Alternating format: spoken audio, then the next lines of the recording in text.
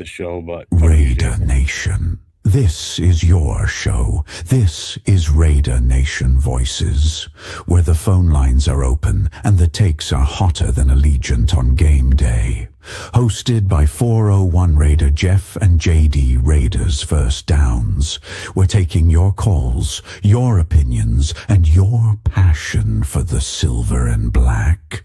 Got something to say? Call in Raider Nation Voices, where the fans run the show.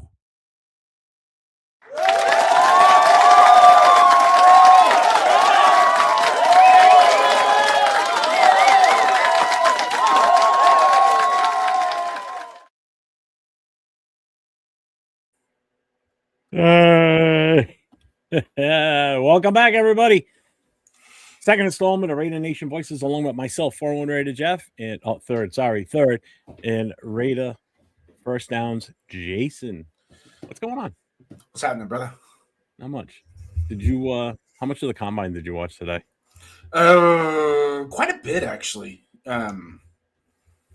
Pretty impressive. It was pretty impressive how they were shaving time on their second run. They were cutting time on their second runs. And it was like everybody was doing it. I was on with Jason. I get in a little bit late because I kind of fell asleep because I was up a little super late last night, and so I missed maybe the first 45 minutes. But we were kind of doing a lot of talking and discussing things, so I wasn't like really super attentive to what was going on with the times and such. Mm-hmm. I don't know how they finished the day because I know the two previous days of player groups had already beaten any and all past seasons of the combine and times. Like each position group has gotten faster through the years. Like this group this year so far was already faster than all the groups from last year. I don't know how the quarterbacks, wide receivers, and running backs fared with that if they ended up finishing faster than last year's. So, like I said, I didn't catch the whole thing. Yeah. Tomorrow's going to be a good one, though. Tomorrow's the one I really. That's when the real men hit it, huh? Yeah, that's when guys like you and I get happy because we're seeing guys that are like, "Hey, I look like that." Yeah. I used to look like that. I'm just 35 years older than that guy. Yeah. Hey, here's something though that probably not a lot of people. I don't know categorically how this will apply to how the times are this year, but years past, that painted surface that they run on has been an issue with how they can launch off their 40s and maintain. Yeah.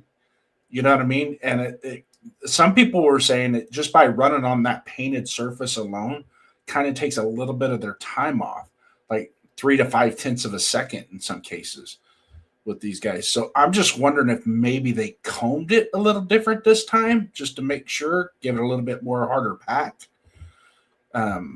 Or somebody made adjustments to the footwear, because I know some of these guys wear specific footwear just to run that 40. Yeah. I don't know. Good question, though. I do know from day one until what I saw today, too, it's progressively changing in color. It went from pure white on Wednesday when they first, or Thursday when they first started, and now it's got like this brownish tinge to it from them running on it, like I guess rubbing the paint off or whatever. Yeah. But also, don't forget that's not real grass too. That's turf. You know, I wonder how the times would be if it was like, say, done in Allegiant on actual turf, or in Arizona, on the natural grass indoors. How that would affect their times, because for years they've been doing it there. Even when it was in the old RCA dome, they were still doing it in Indy. Yeah. Be curious to see if they move it around, but I mean, I get why they stick to going it there. I mean, it's become a destination. A lot of people go there. I know Nab was supposed to go. I don't know if he went or not. Have you heard? Well, according to Nab, man, he's actually moving to Indianapolis. Oh, no shit. I didn't know. Or that. Indiana. He's moving back to Indiana. He's got a job opportunity, I guess. So he's going to be silent for the next couple weeks. Nice. Because I know he was talking about going to the combine. Mhm. I didn't know if he went or not. I didn't see when they kept showing the stands. I didn't see anybody. No. Did you watch the quarterbacks when they were out there today? Yeah, I mean, Carson Beck was about the only one. That's Carson Beck. That's who he's going to be. I'm not even talking what they did in their performance. I'm talking just the effect of them being on the field. Did you hear the crowd when Carson Beck was up to throw? Oh, for the first booing? time? Yeah, they booed him every time he got up to throw. They were booing him, and it's like, well, then they'd show the stands, and there were just a shit ton of Indiana fans in the stands. And then at one point, just before the quarterback started, Mendoza walked out, and the crowd went freaking ballistic. Mm-hmm. And then they showed the stands again at that point. I'm like, okay, makes sense why. I mean, he's in Indiana. I mean, brought a national championship here, so yeah, the kid's kind of like a hometown hero for them. So I get it. But it was funny to watch them boo Beck. They didn't boo anybody else, just him. Well, it was almost like he was in game time situation while he was out there throwing, because he's throwing and they're booing and making noise. There's some conflict there between Carson Beck and Fernando Mendoza. Really? I just thought it was because of the whole Miami thing, and he refused to shake Fernando's hand at the end of the game. Really? Fernando walked up to him and put his hand out to shake his hand at the end of the game. He just walked right by him like a sore loser. But that may be just part of it. You know how these kids are with social media. Now, I don't think Mendoza really does social media, but I'm sure Carson Beck probably does. Oh, I'm sure his mom probably still doesn't let him do social media. Who? Fernando's? Yeah. He's like, no, you can't do that. Like I said, I guess the one good thing about drafting him is we're going to get to see more of that hot on of his, which I'm fine with. I just want first downs and touchdowns is all I want. Yeah, makes sense. Let's check in. Let's see who's here with us tonight. Let's see who's visited us. We've got Raider Paul in the house with a Raiders. Early drop in at 6:30. Good job, Raider Paul. Raiders. Let the jelly roll be. Let's see. We got Rorschach in the house. We've got Arnie in the house. What's up, my guys? Salute, Arnie. What's up, man? I'll come back to his question. Ja Raid is here. What's up, man? Just texting my cousin, U.S. Army, to take care. Oh, nice. Yeah. Yeah, shout out to everybody that's in the military, part of the military that's overseas right now dealing with all this. I hope everybody stays safe and keeps their head on a swivel. Yeah. I've been watching it all day, too. I'm straight through from last night still. So let's see. Arnie's first question here. Who's the biggest winner in this offseason so far? Max, Spytek, Brady, Kubiak, Mendoza, Genty, Bowers, or someone else? How do you declare a winner of what? I don't think any of them right now, to be honest with you. I think if you're going to just like say who's the winner so far, I'd say Kubiak is, because one, he got a head coaching job. He's getting to put together a staff of people that he is just dying to work with. Yeah. And he's got the #1 pick in the draft for a franchise that's got a lot of money to spend in free agency, and him to be able to go, I can build a team the way I want. Yeah, I could go with Kubiak on that. I also think biggest winner this offseason, offensive line, because they probably finally got a legit coach for their position group that I think we all can trust. Yeah, that would be my winner. I think I'm going with a whole unit, not just a particular player or coach. That would be my take on that.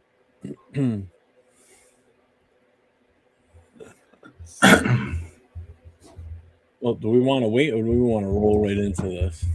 Well, I don't know. Let's throw some topics out there. Maybe somebody might catch on to something here. What you got? Something. I didn't make any topics or banners.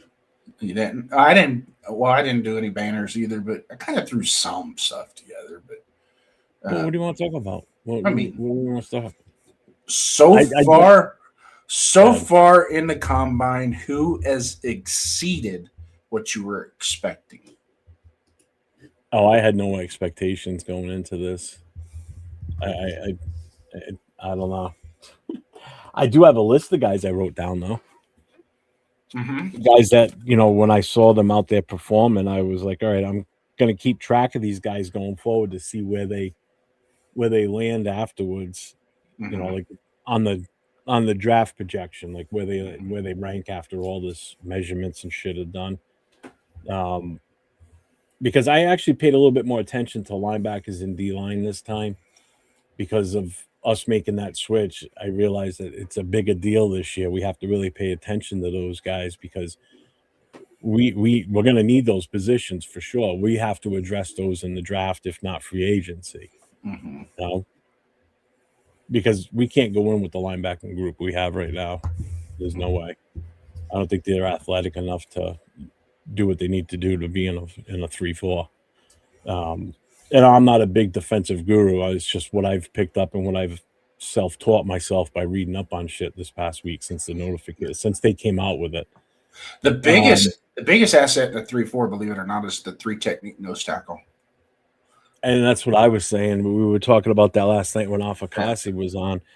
Like some people are like, well, let's just put Pegues in there or Lecky or whatever. You need to bring somebody in, whether it's free agent or a draft, that's actually spent their career or a good chunk of their time playing nose tackle. You need to know what your role is. You just can't. You can groom someone to be that going forward, but you just can't go into it and say, well, we're going to put him there and let's just roll the dice and see what happens. We need to bring in somebody that's a legit nose tackle. I mean, do you disagree or do you agree with that? 110% agree. And I'll give you some examples of that. And we'll go back historically, right? Okay. As some of the better 3-4 defenses that we've seen in the last 25 years. And it was always at nose tackle. And if we go back, now when we had the first John Gruden 1.0, we had what's his name was then he turned it over to Chuck Bresnahan, and they ran a solid 3-4 defense. There was a combination 4-3-3-4, but their base defense was 3-4. And it wasn't until we got that Ted Washington, Sam Adams type guy that could really eat up that A gap laterally and keep his linebackers. When Bill Romanowski is sitting there going, man, that's one of the best investments I've ever seen, was getting that guy to eat up that A gap for me. And I could just plug the holes as needed. Makes a huge difference because technically the design of the 3-4 is really to curtail the running game. It's supposed to be more effective against the run game than it is the pass game. Because you're playing an on-man front against an odd man, against a 5-man, you got 5 linemen, and then you're gonna 3-on-2 with your core down your front 5, as you would say, your 3 down linemen and your 2 outside linebackers. And the outside linebackers, their keys are just going to be whether it's weak side or strong side. I really think the 3-4 is also benefit Snowden. I think Snowden can really crack in a 3-4 defense because he can play the flat. He could play the out route. He could play the short routes on the side. So I think a 3-4 defense would really benefit him. But if we're going to go to a 3-4, and I already see that the scouts are after it, Hunter from Texas Tech, McDonald from Ohio State is a really intriguing prospect, 320-pound, 6'3", got real nimble feet, but yet his core, his leverage is in his trunk, so to speak. And that's kind of what you look for in that 3 technique, is what's their trunk makeup. I kind of wish CJ West was coming out this year instead of last year. Plays for the 49ers now. He would have been a really good 3-4 technique for us, or a down 3, at the nose tackle. So that's kind of what I'm mostly. I'm more concerned about that nose tackle, and then getting after. I think if we could get Devin Lloyd in free agency. Yeah. That really because Lindenberg and Eichenberg, I think, are coachable, especially in a 3-4 defense. And then if for some reason you want to hang on to a Devin White, I mean, who knows? Maybe Devin White can perform a little bit better in a 3-4 than a 4-3. Because it does change your keys or your reads are a little bit different in a 3-4. Your Mike and your Will linebackers, their reads are a little bit different. But, Arnie's got a question. How much was Pete Carroll's fault in last season last year? 100%. I would say 95. All right, fine. I'll go 95. The other 5% was the talent that we had. Let's see. Biggest winners: Sonny Styles, Taylor Green, Pons. And Sadiq. Oh my God! I mean, obviously, I watch a lot of Oregon on the West Coast. Oregon plays a lot. They're on TV a lot out here on the West Coast, and I've watched him play, and he's really good tight end. Don't get me wrong, but I didn't want to categorize him as that Loveland, Tyler Warren, type of. But I was saying, I think, did I say it earlier today? I think I did. I said it earlier today with Jay. I said, too bad we don't have a tight end problem. I said, I mean, if we did have a tight end problem, my God, you talk about an athletic son of a bitch. He's amazing. Just watching him out there. Oh yeah. And he's not built like a Kelsey type of guy. I mean, this guy reminds me of, like Njoku, where he's just he actually looked more like DK Metcalf out there, body structure wise, but just maybe a little bit shorter, I think. Yeah. Who was that 49ers tight end that got chased off the field by the head coach back in Vernon Davis? Yeah, that's I could play. I would probably put him in, and I have to apologize to everybody in the chat. About this player comp because man, I'm starting to think that a lot of player comp is just fantasy. Man, it's hard. I'm getting that. It happened last year with Genty when people were doing all this player comp stuff, and I finally had to say, why can't Genty just be Genty? Yeah, someone did it today in the show. They were comparing Mendoza to Joe Burrow. I'm like, can we not do that, please? Yeah, why not just compare Mendoza to just say Mendoza's Mendoza. He's got a little bit of this, a little bit of that, a little bit of this. That's fine. You just can't say that when the kid hasn't even played a single down in of professional football. Oh, you can say he's got traits like him, like he throws like him, like he's got that style. But you can't sit there and say he's the next Joe Burrow or he reminds me so much of Joe Burrow because of it. Oh, yeah, no. Can we label stop yourself? Oh my God. You label yourself too quick with that. And I don't. I really am not. I'm going to try not to the rest of this offseason do any player comps. It's tough though. Sometimes it's very tough. It's very tough. So Moneychuck says Haloti Nada Ravens defensive tackle was the best I've seen. He was an effort. He was too. Yep. As much as everybody hates the guy, Saragusa was the same way too. Yep. Vince Wilfork. Yeah, and that's the one I used as an analogy yesterday was Vince Wilfork. Actually, did I say it with you on the phone? Were you and I talking about it?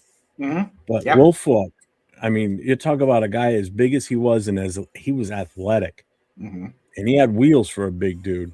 Oh yeah. If you saw him in public, you wouldn't think he was an NFL athlete. Yeah, Lee Hunt is one of the ones I have written down too, Arnie. Yeah, the same here. He's any of the front seven from Texas Tech or Missouri. Missouri's another. I got two guys from Texas Tech on my list. There's another guy that I think we could probably get in the fourth round. That's Chris McClellan from Missouri as a 3 technique. He was okay at Florida.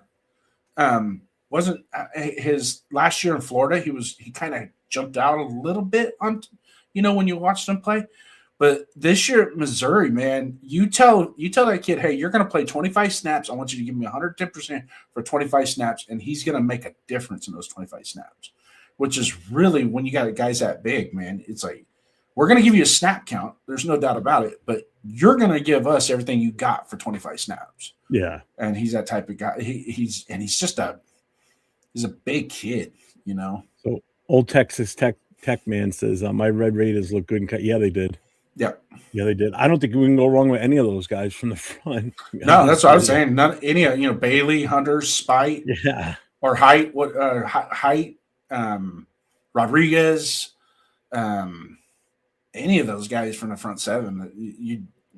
The only thing that sucked about them was they had an abortion of an offense.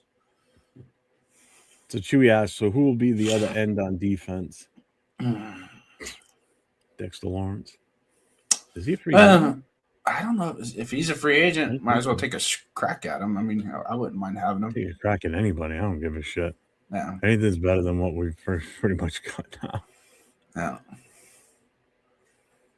But, if we send Max down the road, it gives us the opportunity to maybe snag one a little bit sooner.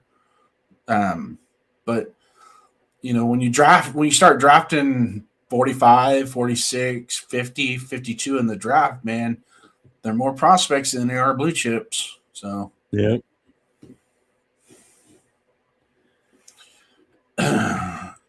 Hey, look at this. It didn't take Raider Paul very long. Yeah. Well, that and this one here too. Let's leave that one up for a second. Mendoza next break. Got to be kidding me. Could someone please explain this stupidity? Mm-hmm. I'm pro Mendoza, and I think that's wrong. Yeah. Well, I think he's just saying it to kid. But I'm saying it's wrong today. It doesn't mean that kid can't take everything that, do everything that what Brady did. Nate? But it's incumbent on the Raiders to build him a team too. That's what Bill Belichick built a team for Brady. Could play like him, but again, nobody. I'm telling you, it's not going to happen again in our lifetime, especially in our lifetime. No one's going to surpass these stats from some of these top 5 overall quarterbacks, ones that are retired already. Those records aren't going to get broken. You're talking like you're talking like Breeze. Manning. Yeah, like Brady's yardage, touchdowns, complete all that shit. That shit's not going to be broken. Well, yeah, and it's got longevity built into it too. Well, that's just it. He played for 20 years. These guys are coming out older out of college now. They're not coming out as sophomores or juniors. They're staying there full 4 years or even beyond that because of the NIL money. They're getting what they can. So these kids are coming out at 24, 25. They're not coming out at 21, 22 years old. And, they're losing 2, possibly 3 years of NFL time, and they're not going to, I'm telling you, they're not going to catch those records. No. Like Drew Brees, Peyton Manning, and Tom Brady's records, I don't see those falling. I think they're going to be hard pressed to even hit somebody that's in the top 8. There's 2 guys that I think that will tickle those statistics, and one of them is already starting to do it, and that's Pat Mahomes. Well, yeah, okay. I'm not talking about guys that are already in the NFL. I'm talking about, you're talking about prospects? I'm talking like maybe in the last year or 2 and then going forward. Because first of all these guys are being affected by this is the last kind of COVID year where you're going to have some of these guys that have been in the college ranks for, 5 years, 6 years, it's going to be this going forward from here on. These kids are going to be staying there full 4 years, unless they really want to get the hell out, Now, I do like the 5th-year petition, and that's kind of like what Russell Wilson did. If you graduate, reward the kid an extra year. You get your degree. So, I mean, I think that's fair. I think, especially some of these kids that put a lot of effort into their education, and then they want 1 free year to just cut it loose as a football player with not having to worry about studies and things like that, and give them that extra year. I'm all for that. I think and I think NIL, if you sign an NIL contract out of high school, you have to commit to that NIL contract for a minimum of 3 years before you can touch the portal. It's going to be interesting going forward, though, either way. Makes too much sense, doesn't it? I don't have to root for anybody. Don't tell me how to fan, Raider Paul. I'll fan the way I want to fan. Chewy's in the house. Frank Weber. We got us a Frank Weber sighting. Blue chips can turn into. Huh? I already said hey to him. You're like half asleep. No, because you're doing it. You're doing that while I'm talking, and so it's hard. I can't listen and talk at the same time. Didn't your mom ever tell you that? No. I can multitask. Yeah. Ooh. See, firefighters can multitask. Cops are. We'll educate you on multitasking. Okay. I can't see anything out of these glasses. Well, question: which tight end prospect can be our own? All you guys in the chat that are in the chat now, a lot of our regulars, you guys know what we do on Saturday nights, right? You're going to have some great takes. If you feel that your thumbs aren't fast enough, you know what to do, right, Jeff? Yes, sir. So we provided the opportunity. I think it's only fair. And we'll let this play out. You ready? Yep. Raider Nation, you're locked in and the phone lines are officially open. This isn't just a podcast. This is your platform, your takes, your voice, your moment. If you've got something to say, a hot take, a bold prediction, or a hill you're willing to die on, now's the time to call in and bring the heat. No scripts, no filters, just real talk and real passion. So grab that phone, hit the number 401-830-9189. Let's make some noise tonight. Let's go. Have a take. Don't suck.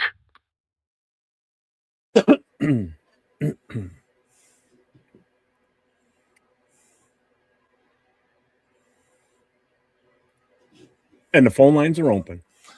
Dial. So there's the number 401-830-9189. Yep. We stole that number from the Jerry Lewis telethon, so everybody should already have it pre-programmed into their phones. And he just disappears. I'm still here. I just don't want to do. I don't want to do that on stage. All the Mendoza Rated Jersey Blackout Stadium, first game. Excited. Fullback position is back to the Raiders. I'm not buying a Mendoza jersey. I'll have to wait and see about that. I'm afraid to dial now. Why are you afraid to dial? Comparing. Yeah, Chewy, I was 23 years, Manteca PD. Manteca PD. Ooh, here we go. Raider Nation Voices. Nope. Raider Nation Voices. You're on with Jason and Jeff. State your name and what team you're at. Hey, how you doing, Jeff? What's up? Who's this? This is Arnie. Hey, what's up, Arnie? Just listening to you guys. I like you guys take on stuff, but yeah, we do need the call-ins. I mean, we're being optimistic this year. You know, Kubiak coming in and everything, and you know, the combine gets us excited about all these prospects and everything. Oh, but definitely. yeah, you know, I'm just looking at the scheme. I'm looking at the hope, and I think we just all have to stick together and be patient with the process. That's the biggest thing. In all honesty, that's the biggest thing Raider fans have to get over. They have to be patient with this new group of coaches coming in. If we only win, say, 3 games this year, they can't be screaming at the end of the season, we need to fire the coach. They gotta. No. Yeah, they you got to keep like, going on it. Yep. And then also the fullbacks coming back on our team, man, and that's gonna. I'm really excited about that. We've always had a long history of good fullbacks on the Raiders, so you know. 2 of our former fullbacks are still out there too. They're still playing.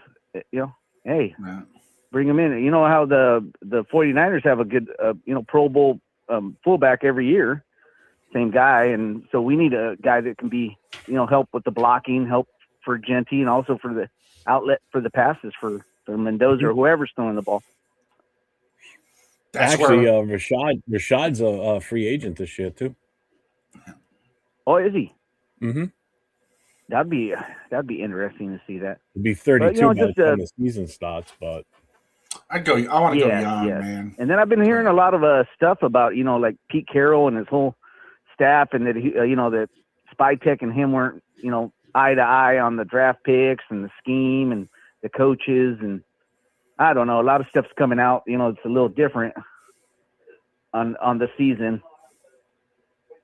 yeah, last year was just a miserable, just horrible.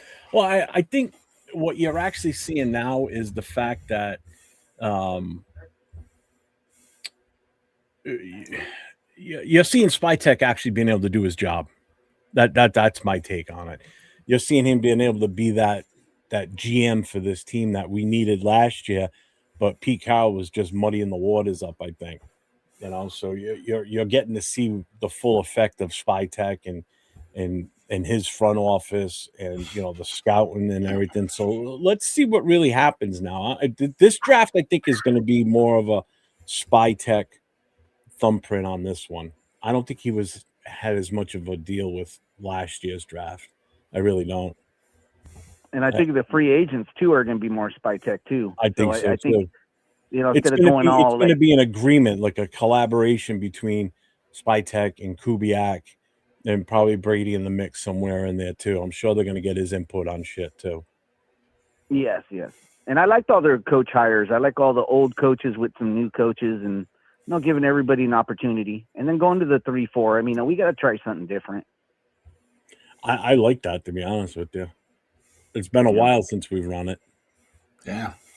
So what's your big feeling on Max? Is it going to be on our team, or you think it is going to be a trade before we start the season?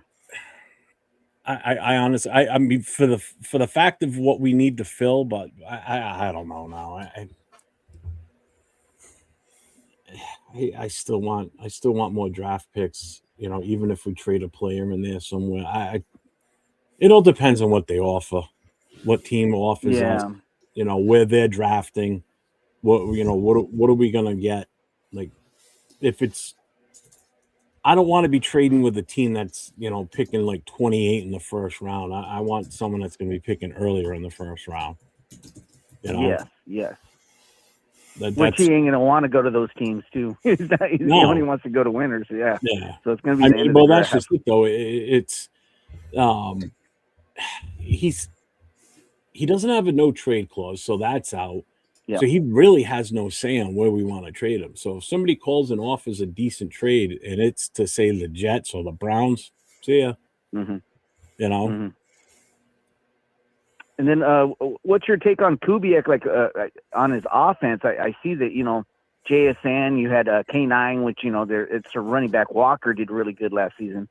Who do you think is going to be? You think it is going to be Genty or some other wide receiver stepping up this year? I think we're going to be a run-first team. Yep. So Genty, the big emphasis Genty is going to be on the running game. It was in Seattle. I mean, they had a heavy run presence in there. It should be run first. It should. Which it's only going to make it easier. It's only going to make it easier for Mendoza, depending on when he gets in the start, actually getting into games during the regular season. If we've already got an established running game and system set up, it's only going to make that transition into the pros that much easier for him. You know, if you're coming in here and expecting him to throw for 40 passes a game, that's not easy. That's a lot for a kid. You set yourself up for failure. Is there any players that you would retrain from the last from the last roster that Pete had that you think are essential to our future? On the offense and defense.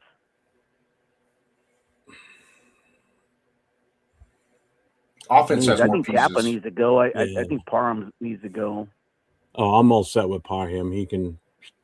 We were talking about this today too. I'm okay with Meredith coming back, only because he's got experience playing center now, and I don't think he's that bad at it. He'd be a decent backup at least. And Kappa, I looked a little bit further into his contract. If we cut him, we only take $1 million hit for it. Best It's $1 a lot. million ever spent. Yeah, it's a lot better than cutting Geno and taking an $18 million dead cap hit. That hurts. That 18 million is that's a big number. Mm-hmm. Well, I don't know if Denver can take $80 million off Russell Wilson. I think we could take 18. I was going to say if they could take $8 million.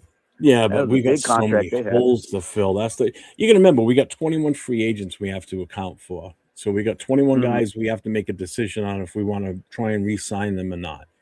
And if we don't re-sign any of those guys, that's 21 roster spots we have to fill between free agency and the draft, on top of needing depth and everything else that we need to put out a 53-man roster. Yep. So and then you got your unsigned free agents too, and rookie, guys that aren't going to get drafted either. Yeah. So, I mean, you could fill it out different ways and kind of do a whole youth movement. Sprinkle a little bit of veterans, but I think we should be just about the schemes. Let's get players that actually fit the schemes that can develop.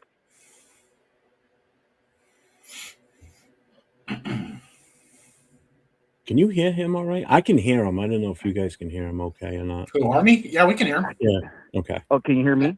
Yeah, no. I can hear you. I just didn't know if I'm trying to see if I could adjust the volume a little bit more. Unless it's just me. I'm getting older and going deaf. Uh-huh. And I think that's the big frustration with the Raiders and our fans is that we're like, you're either pro Carr or you're against Carr, You're pro Mendoza, you're against Mendoza, but it's not about that. It's about the shield, like you said.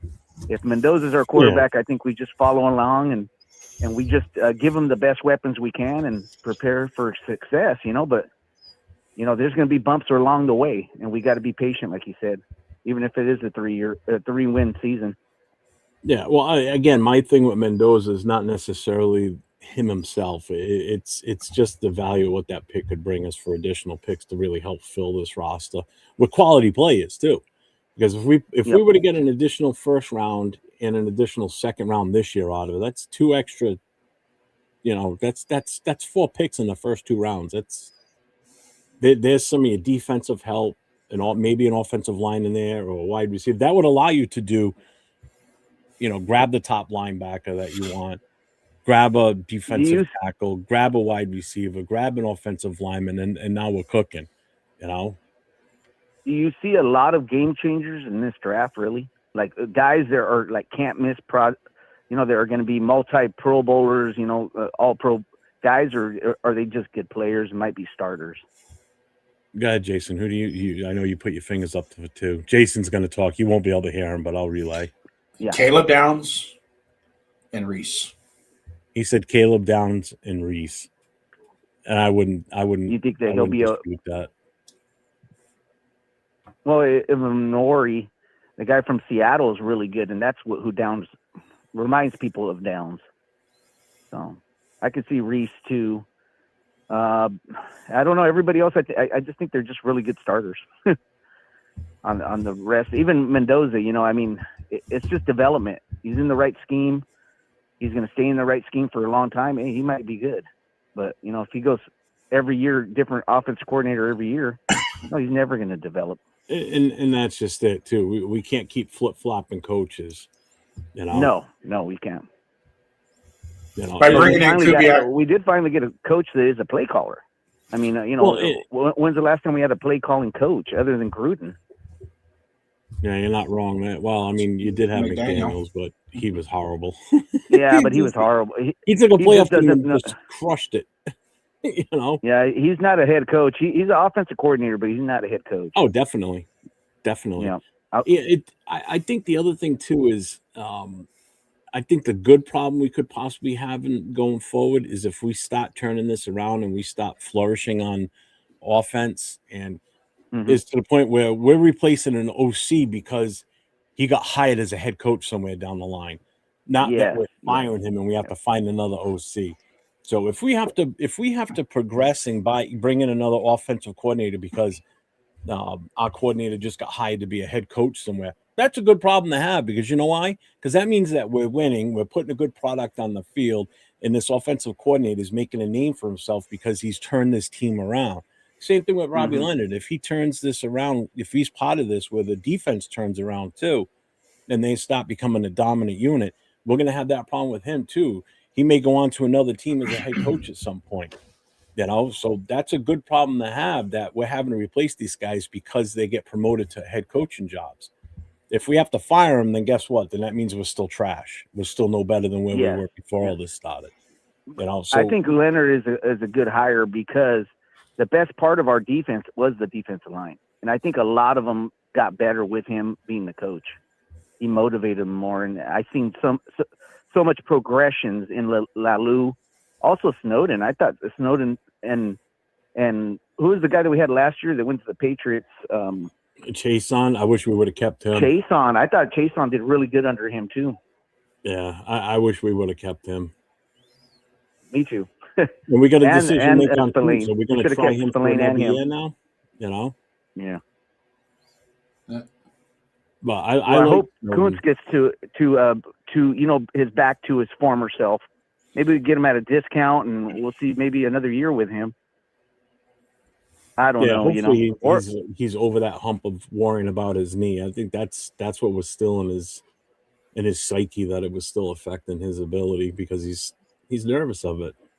and then maybe we'll get a lot of talent in this draft to help Leonard with his defense, and a lot of free agents to help him in the scheme. I think there's a lot of defensive talent in this draft based on what I've been seeing. I think we've got a chance to really bolster our defensive ranks. And later rounds too, with Rodriguez and different linebackers, you can get in other rounds. All the way to the fourth round. Our There's going to be linebacker, quality all the way to the fourth We round. could probably try to get the best nose tackle, maybe at free agency, to help us with the middle. And, that would be the preferable thing. Yeah. Someone that's already a veteran in the NFL that's got experience at nose. Yeah, definitely. Like Jason just said, Jason said that, right up until the fourth round, there's talent, with the defense. Yes. I think Rodriguez is going to move up, to be honest with you. I think he's going to be a second or third rounder for sure. Yeah. I don't think he's going to get past he's a definite second rounder now after, I mean, but it's just in the combine, there's so many good athletes. And, it's the Underwear Olympics. How fast are they on the field? You see them on these with track shoes and everything, but there's a game speed, and then there's also track speed.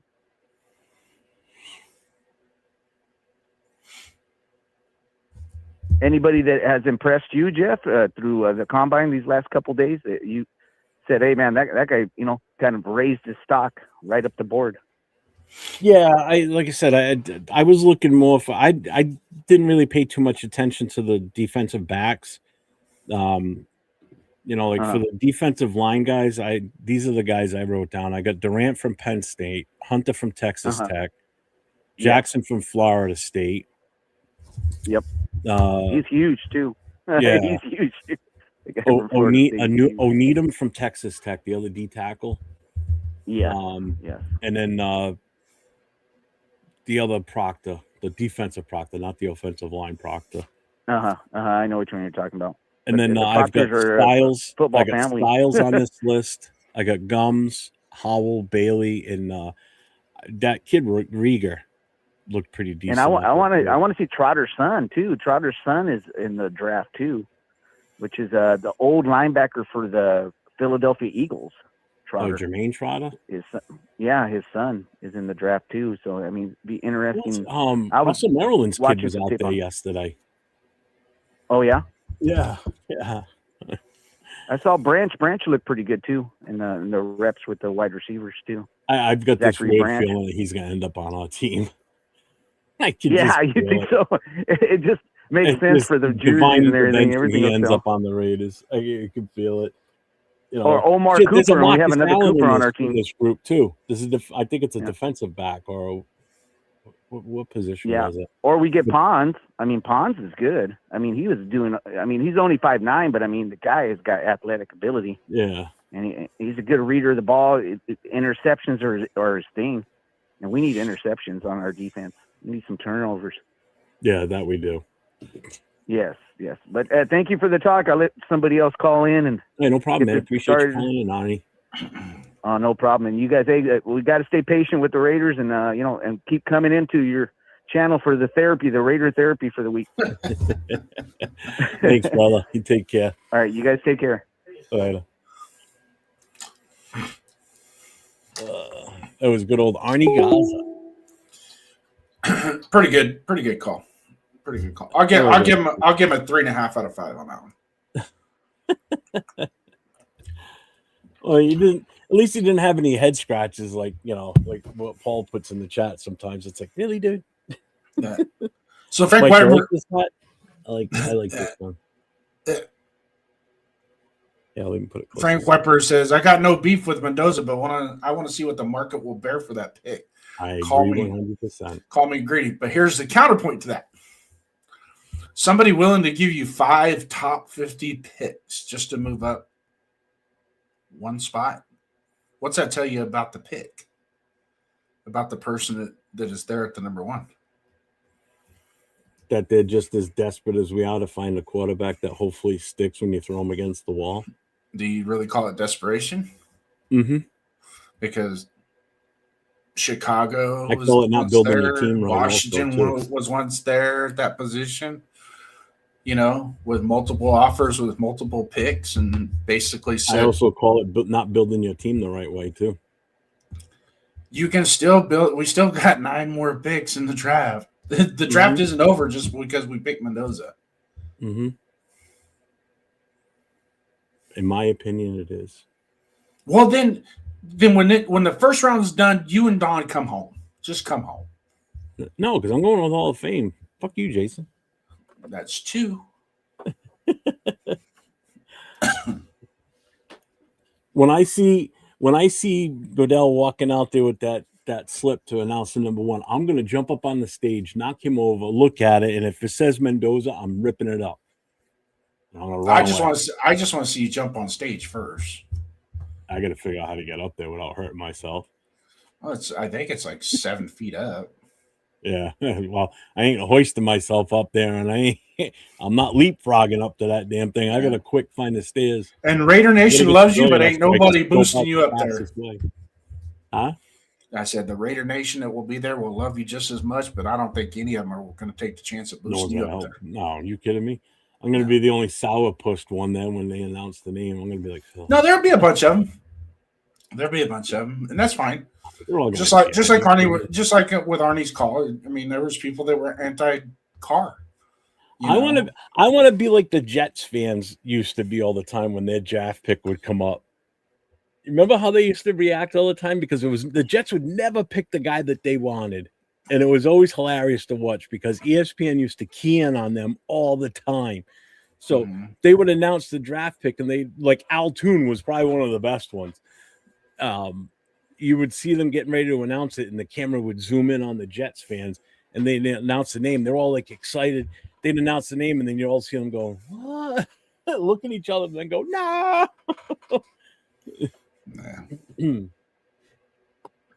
Oh, what's up, Miklo? I don't dislike Fernando. Don't get me wrong. The kid's got talent. I'm not denying that. And if we draft him, we draft him. I'll support him 100%. I'm going to stand behind him.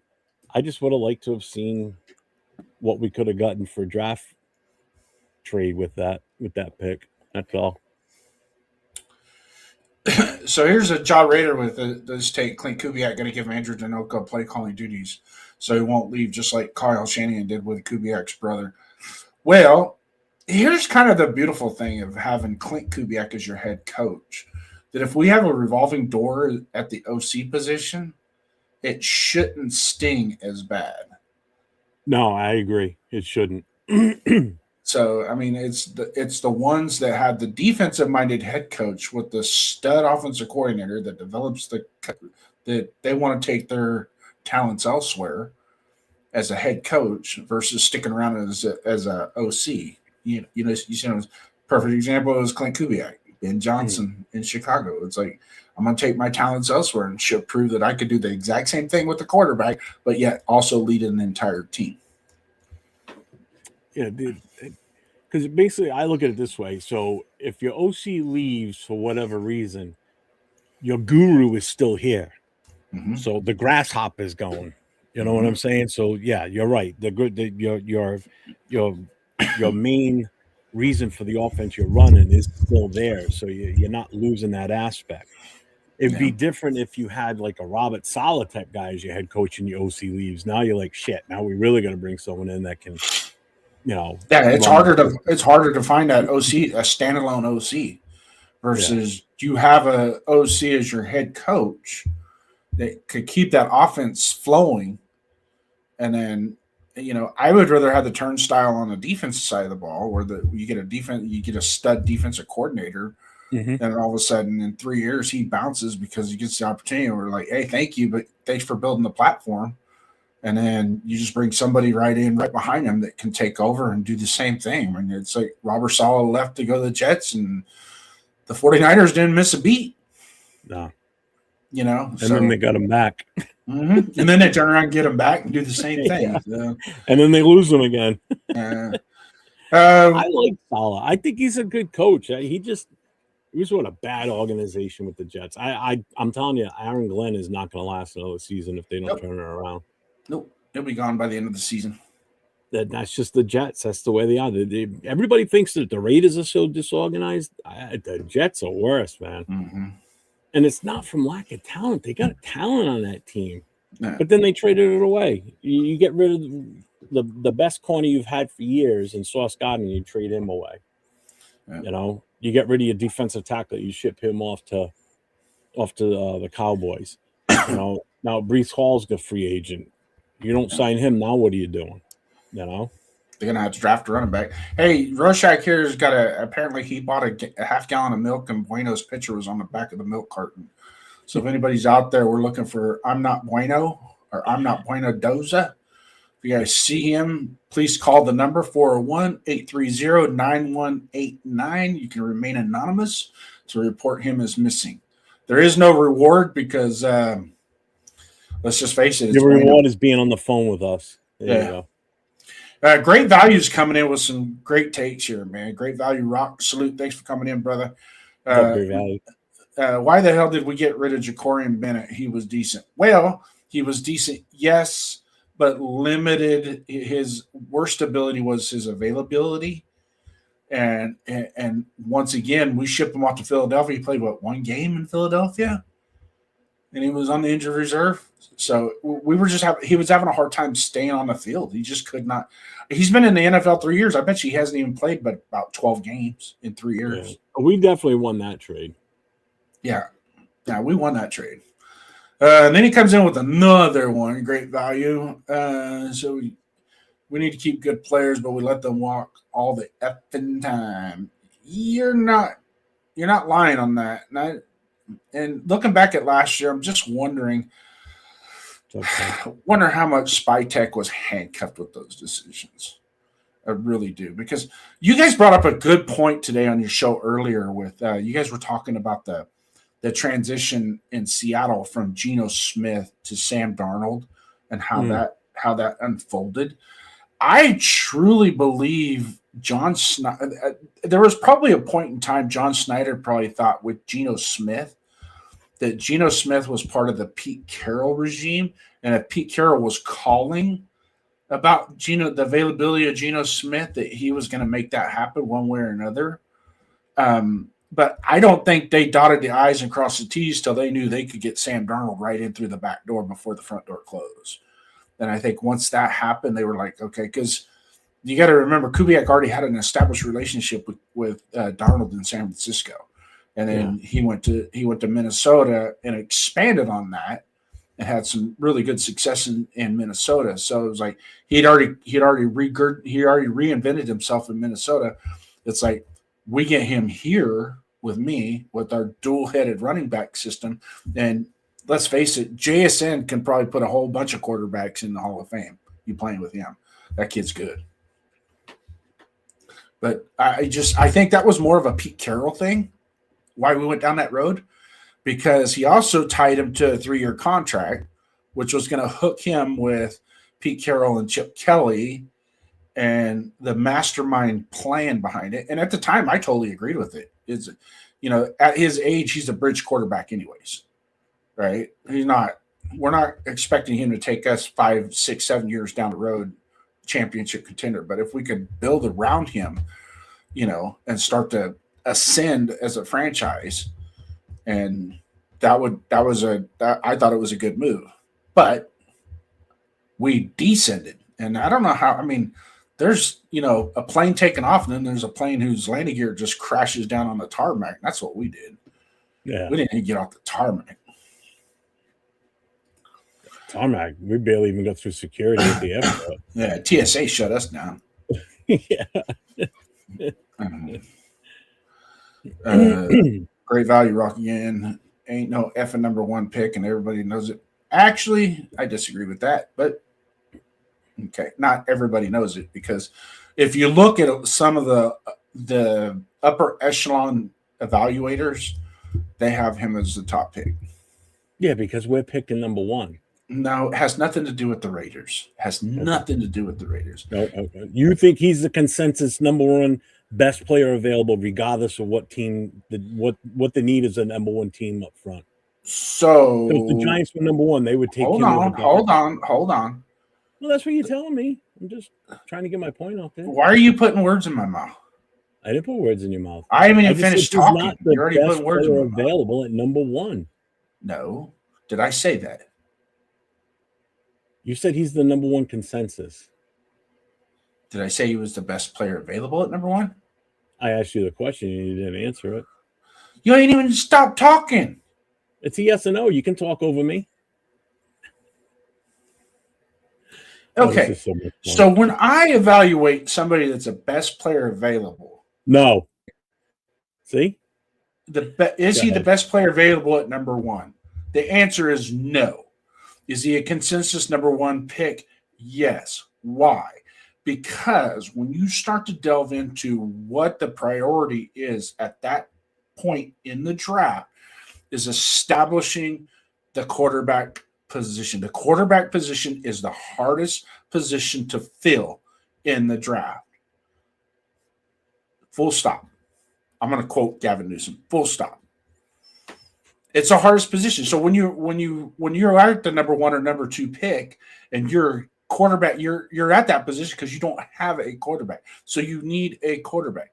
So if you evaluate the talent and the necessity at the same time, you're going to supersede somebody that's maybe a greater athlete and a greater talent at their position, but it's not at the quarterback position. You see what I'm saying? Because I would take Caleb Downs with the number one pick. You want to take the best freaking player in the draft? Caleb Downs is the best player in this draft. And I'll argue till the sun goes down. And it has nothing to do with the last name. And I've been spewing that since September. Oh, yeah. I'm not denying that. You most certainly have. And I agree with you 100% on that. I think he's the most talented by far. So, but when you're looking at just the overall pure athlete, hell yeah. But when you also take the number one pick, is it somebody we're going to take at number one that can turn this franchise around? That's why we're picking him at number one. Can he turn this franchise around? I wholeheartedly think he can, because of all the other immeasurables, not the measurables, but the immeasurables that go into play at playing that position. The kid is Jeff. He was 34 touchdowns, 0 interceptions at 2 different schools total. 34 touchdowns, 0 interceptions in the red zone. Okay. So, and then I hear, is he a game changer or is he a game manager? You know what he is? He's a game closer. You put the ball in his hands with 3 minutes left to go in the game, he will finish the game for you and get you the dub. So you're saying he won't make mistakes, so that's a game manager then? No, he's going to make mistakes. He's going to make mistakes, and he's going to make plays that you're going to go, wow, that was impressive. Because we were all watching the Ohio State game this year when we were doing Last Call podcast, and our other partner at the time even said, wow, that was a professional throw to end the game. And it was. I mean, it was. I mean, you can't beat what he did, you know. And it's not like he throws a bad pass. He throws a good pass every time he throws a ball. You know, I mean, his efficiency is just there. Is he? And he's also one that could command a huddle. You know, Clint Kubiak is gonna feel comfortable sending him out there to call the plays. He's gonna feel comfortable that he's gonna get the team in the right position, the players in the right position on the right play. The confidence and I go back to, and I've said this many a times, a lot of time it isn't so much the quarterback and it isn't the coach, but you pair the two together and you get something special. Right? Patrick Mahomes is not Patrick Mahomes without Andy Reid. Okay? True. He's not. Okay? Rich Gannon is not Rich Gannon without John Gruden. Joe Montana is not Joe Montana without Bill Walsh. John Elway would have had a great career. He was still a great quarterback, but did not get over the top until the Mike Shanahan regime in the late 90s occurred. Right? So you're pairing, it's the pairing of the coach with the player that is key. That's the most important thing. And that's what I see in the position that we're in right now. Now, have we hired a defensive minded coach? I don't want Mendoza. I don't. It's not going to do us any good. We did discuss that too, and I said that I agree. Yes, definitely on that. You needed a coach like Kubiak if you're going to be grabbing a quarterback with that first pick. Then you need to make sure you've got a coach that can use him to the best of his ability. Yeah. Have we got our shout outs with the chat, updated our chats with our shout outs? Because I've seen Chewy's been in here. Chewy is pro Mendoza. Give me a thumbs up on that, brother. Thank you very much. Sacktown Mike, he's team trade back. I'm sitting here to label people. I think Mike just wants us to frickin' win. That's all we want. We can drive SpongeBob. I don't care. As long as we win. SpongeBob. That's the way I feel. I'm not even doing mock drafts this year. I'm not even going to mess with that stupidity. I'm going to look at them, maybe sample them, but I'm not going to put just to kind of get an idea, because I'm really salted from 45 to 65. I'm real salted in that area, and I can't figure out, and I can't for the life of me get a good read on that. But the top four is changing. What Sonny Styles this week, and then what he has on tape to back it up, he's coming up, boys. He's coming up. He's going to be a top 5 pick, and I don't. And if he's there on the board, and I see him going up, and I see Baines going down. I see Baines sliding back to the 10 to 13 range. Trying to find.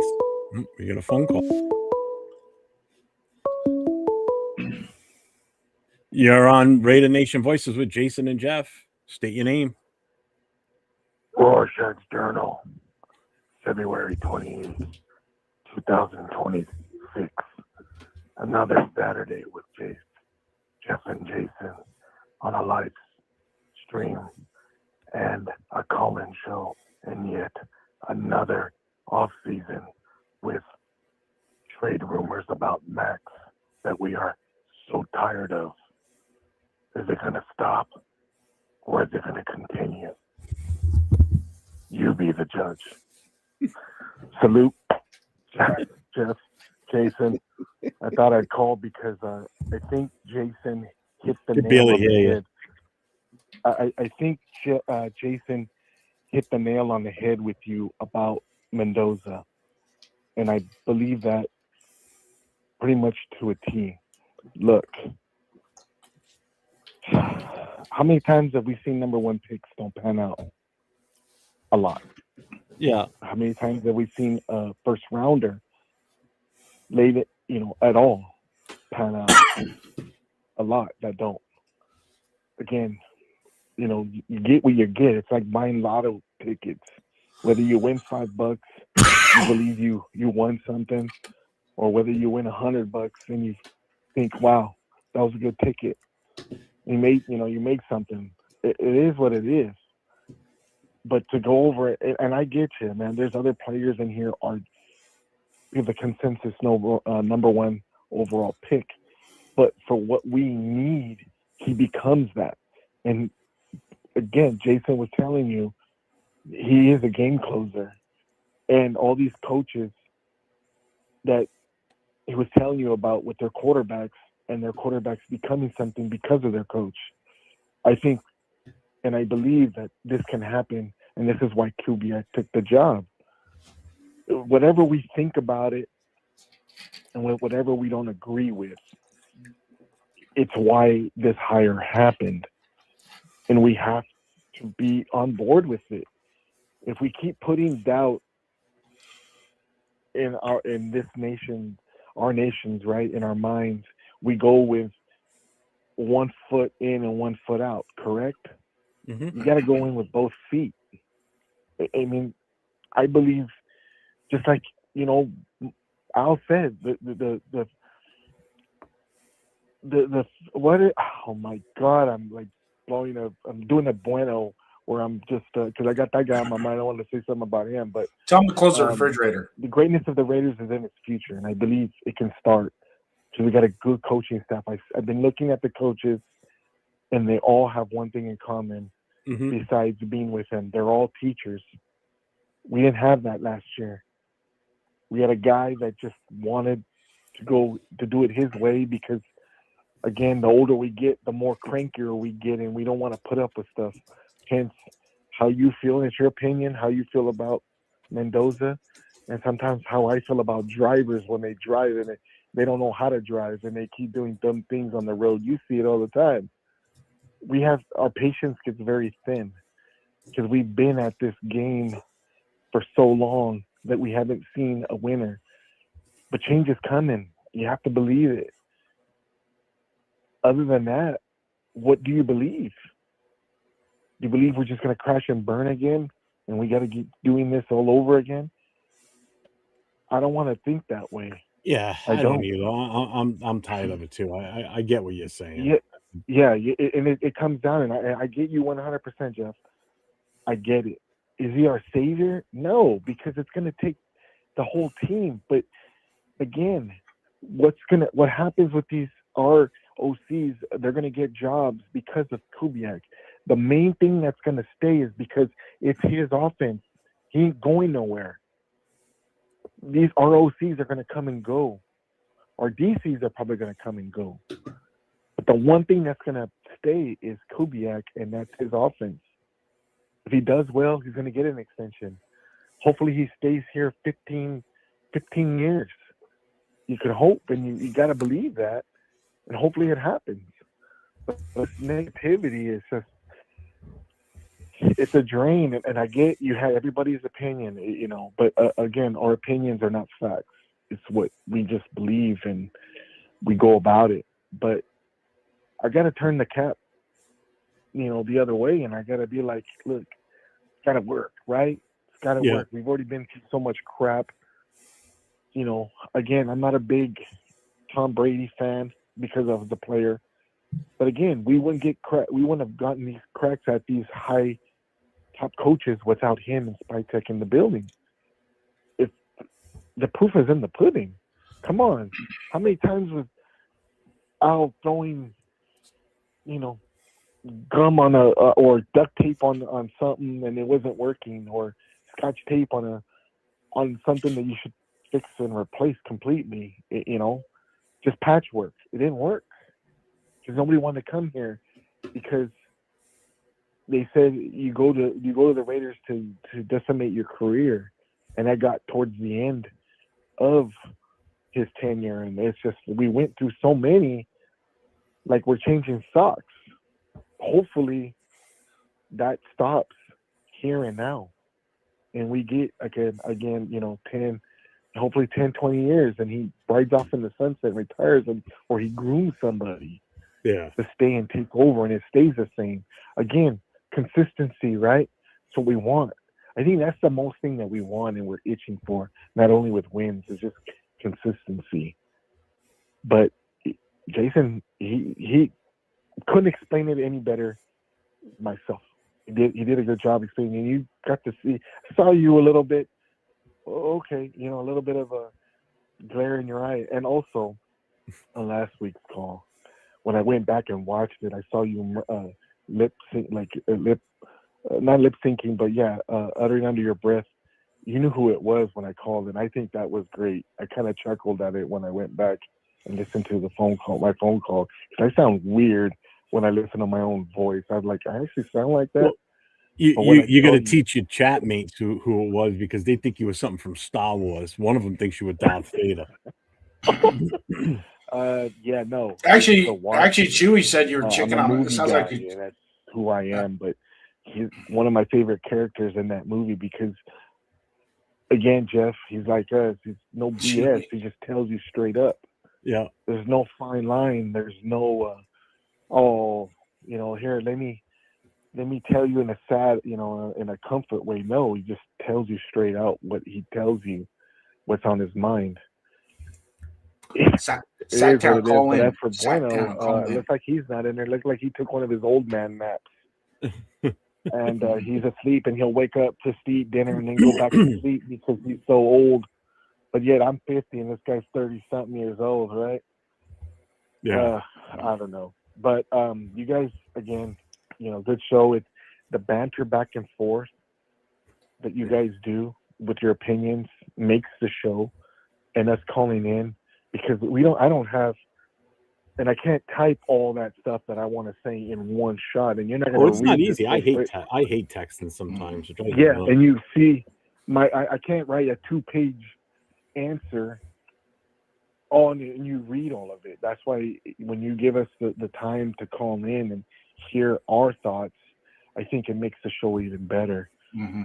It really I does. like this. I like doing the phone calls. It's fun. And also, the comedy that we bring with it. That's why I do that voice at the beginning. Is what the hell?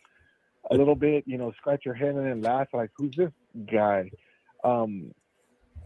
It's like I said last week. Laughter is the best medicine. The way you keep going about your business is to keep your chin up, right? Keep moving forward with a smile on your face. That's all we can do and we can ask for. But again, the show has been getting better. Before you get off, do you have a special message you want to shout out to I'm Not Bueno? I have not seen. I'm on my phone, so I don't have any other device going on. But listen here, pal. Turn off the fridge and come at me with your brain and not with help. No, I'm just kidding. No, I love Bueno. Bueno's cool. I just banter with him because he's like a little younger brother. We chat here and there, and it's great. And some of the people like Zach, Tom, Mike, he's cool. Cole Kev, Jack Kenna, Arnie with his phone. We got call. A great chat. We got a great group of people. I love my chats. Yeah, and you turn on. Looks like you turn on the subscriber mode only, which makes it even us in here a little bit better because you kind of weed out the ones that just the trash talkers. Look, we're just trying to have a cool show. Say your opinion, whether we agree with it or not. But we keep going forward and we get somebody else. Good Sal. Good Sal. Sal said Jimmy G wouldn't be himself without the Bunny Ranch. But he wouldn't. I think that's the only reason why he came to Vegas. He said that he had freaking flyer. He had a free ride. Excuse the pun there. He had a free ride. That was part of his. That was part of his guaranteed with his contract. He got laid when he wanted to. When he wanted, so we provided the transportation there for him. Wow. Yeah, it really showed on the field, didn't it? Yeah. It was all weak in the knees when he got out there to play. We're pretty sure. Yeah, that is true. No, I just want to call. I know it was the second one. I just want to say, hey, good show, good fellas. I try to here and there. Can't always do it, but the show, like I said, it's getting better. I think, in my opinion, because I see everybody's opinions and we kind of go at it each other. Yeah, and it's just fun. And then the old shows that you had, where we were just doing Urban Dictionary.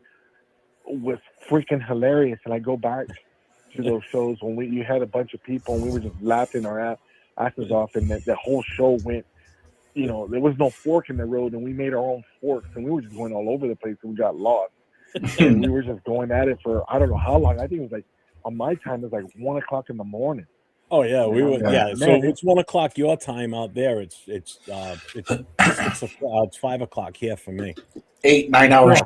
And you're like, I gotta go to bed. 4 in the morning. But you couldn't put it down. You couldn't put it down. You couldn't stop it because it just was so hilarious. But yeah, we need to get back to that. And fellas, don't be afraid to chime in and call. I mean, it's just a phone call. That's an easy guy to talk to, I believe, and it'll grow the show more. So hell yeah! Salute to everybody. The whole goal. Salute to everybody in the chat. I'll continue the live, and Bueno, it's your turn, bro. Well, thanks for calling in, and on your way out, make sure you shut the fridge door too, please. Yeah. Gotta shut the fridge door, and don't say I got nothing to say, because you do, and we like to hear it. Man up, Bueno. Alrighty, guys. Say hi to Jason. Salute to you. Salute to Jeff and everybody else in the chat. Later, brother. Continue the show. See ya. Later. Bye-bye. What's up, G-Fam? Okay, Rorschach has set the baseline, folks. He has set the baseline for what we're expecting in our phone calls. So if you got it, why you dissing Arnie? Oh, Arnie's good. You know what? I apologize. Arnie, you were really good too. That was a bullshit move, man. That wasn't fair. I had forgotten about Arnie. That's why I said that. Wow. You hear that, Arnie? I got your back, Arnie. Don't worry about it. I got you. Oh, we're gonna pick teams now? Yeah, when you act like that to our callers, it's mean. All right. Well, I take coach. You're on Raider. Raider Nation Voices. You're on with Jeff and Jason. Say your name. God damn it, you fucked me all up now. Hello, Jason. What's happening, brothers? This is G-Fam. Hey, what's up? How you guys doing? Good. What's up? Oh, I just called to give you a hard time and just sing you a little song. And this is where we mute the phone line, because I know what song's coming. Go ahead. No, I'm just talking shit. I just wanted to call in just to say hello, just to, support you guys, let you guys know you're doing a fantastic job. Appreciate even though, we don't agree on everything as far as, drafting and trading and all this other good stuff. It's all love, and it's just, we all want we just want to win. That's what it comes down to. We want to win, and whatever it takes to win, we want to do. Some of us have different paths of getting there, but that's okay. There's nothing wrong with that. That's why we're human. I like being 3 and 14. That's fun. No, I appreciate you guys. Go ahead. No, I said it keeps it weird. Let's just shoot for 3 and 14 seasons. Yeah, no, absolutely. It's ridiculous. We'll have a roster full of first round, for number 1 overalls. Well, I wouldn't mind having next year's number 1 because of that wide receiver Jeremiah kid. He's pretty damn good. Oh. But yeah, who knows how this season's gonna go? We got to be patient. It's hard. We've been patient for so long, but I think by year 2, we'll know whether we're headed in the right direction or not. And hopefully we can get there. And who was it? Was my grandfather used to tell me there was something in the air that night. Fernando. Love you guys. I'll let you guys go. You guys can talk some shit once I hang up. Did we lose him? I didn't hear anything. Did you? Talk to you guys soon. Later, Jason. Later, Jeff. Later, man. Thanks for calling in. We appreciate you. All I heard was a cat screeching. That's what it sounded like. Yeah. That fucking song. I hate that goddamn song. Oh, I hate it too. It's horrible. Let's see. We're like 15 minutes behind on the chat. So, what's up, Coach? Your grandfather used to tell you that. We need too many things to go right for Mendoza to work out. Fuck that. I would rely on Kubiak's ability as a QB whisperer. Well, that's why I brought up what I brought up today when I was on with Jay. I said I wonder what the dynamic was with Kubiak and Gino when they were there together in Seattle before Gino got traded to us.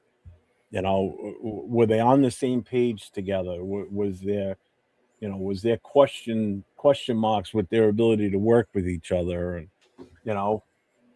we haven't heard anything whether he's talked to Gino. Have you heard anything about that yet?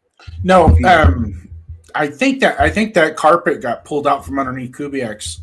That rug got pulled out from underneath them with Schneider, Carroll, and everybody else because it didn't. As far as what you mean, what happened in Seattle? Yeah, I just don't think Kubiak really. I don't think it was bad with him and Gino that caused that. Yeah. But I think it was more along the lines that Carroll was in Vegas and he wanted somebody he could trust, quote unquote. And they made that. I think Carroll stirred that pot the biggest, and I think John Schneider at some point goes, you know what, that's your guy. You want him? Give us a 3rd round pick. You can have him. Yeah. But I don't think Schneider makes that deal if he doesn't already know that he's talked to Kubiak and McDonald about getting Darnold. Yeah, but great value. I don't think he didn't pass on Gino. I don't think it was him. No, that wasn't him that got rid of him though. That was a GM move. That was, they had a chance to get a 3rd round pick from. Like Jason, I said earlier, Jason brought up the point of they must have already known that they were going to bring Donald in. So it's like, now's the chance to get Regina. We're going to get a 3rd rounder for him. That was big for them. I don't know what they turned that into and how valuable that pick was. Without looking, I'd have to go back and look and see what they got with that 3rd rounder. And if it really paid off for them, because then they scored double at that point. They got a 3rd rounder and they got a guy that probably contributed to the team this year. So I mean that's one of those no-brainers for them. Let's hope we have that luck this year with what we did with trading away Jacoby, that we get something decent with that pick we're getting for him. 2 picks, 4th and a 6th. Yes, correct.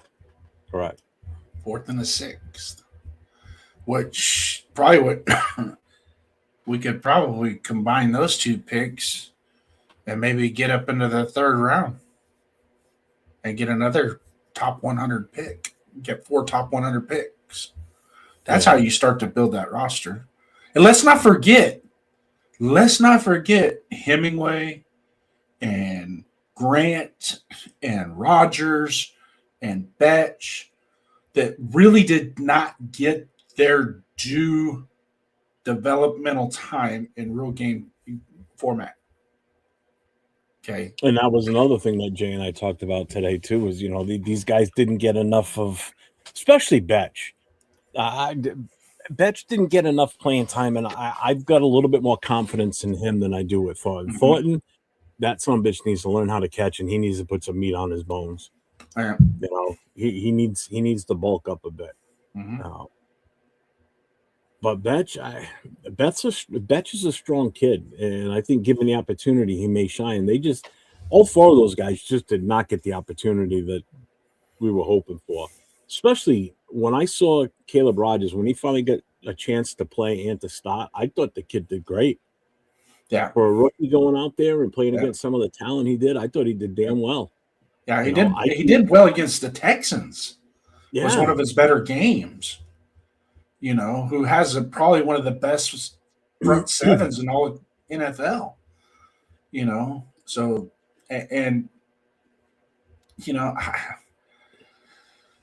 that's why I don't think we have to really allocate a whole lot of assets to build that offensive line the way we need to. I still want a veteran. I still want a veteran in there. I do too. I think one good pop in free agency on the offensive line and then go get another one. And there's tons of offensive line talent going to be in the second and third round. You know, my vision, because we did talk. This is another one we talked about today. So my vision is Colton Miller playing obviously left tackle, JPJ at left guard. Okay, you lock down that left side. You put your two best guys on the left, and that's Genty's strength right there. Mhm. Okay, you bring in a free agent center. If we can get Linderbaum, that's fine. The other one I wouldn't mind giving a shot at trying to grab is Connor McGovern from Buffalo. Okay, then you put Grant at right guard, and you see what you're going to get from Glaze. Let these coaches work with Glaze still at the right tackle. If it's not working out, we definitely I would like to see us try and grab another right tackle in free agency, or get one in the draft that's a pure right tackle. Mm-hmm. You know, and give that a shot. You know, the only one that I think would have to really fight for his position right now is Glaze. He's just got to get over that stigma for what happened last year. Mm-hmm. And the other thing I mentioned today during the show was I think the coaches need to sit down with both JPJ and Glaze separately and reevaluate these guys and you know, reinforce their mental I don't know how you want to word this, but reinforce them that what happened last year is not going to happen this year. Mm-hmm. You know, settle these guys down. Let them know that they're on their same side. You know, we're working with you. We want you to be the guys that you were your rookie year. You know, last year, let's just blow that right out of the water. Let's forget about how last year went. You know, we're going to start anew. You know, we're new to you guys as coaches.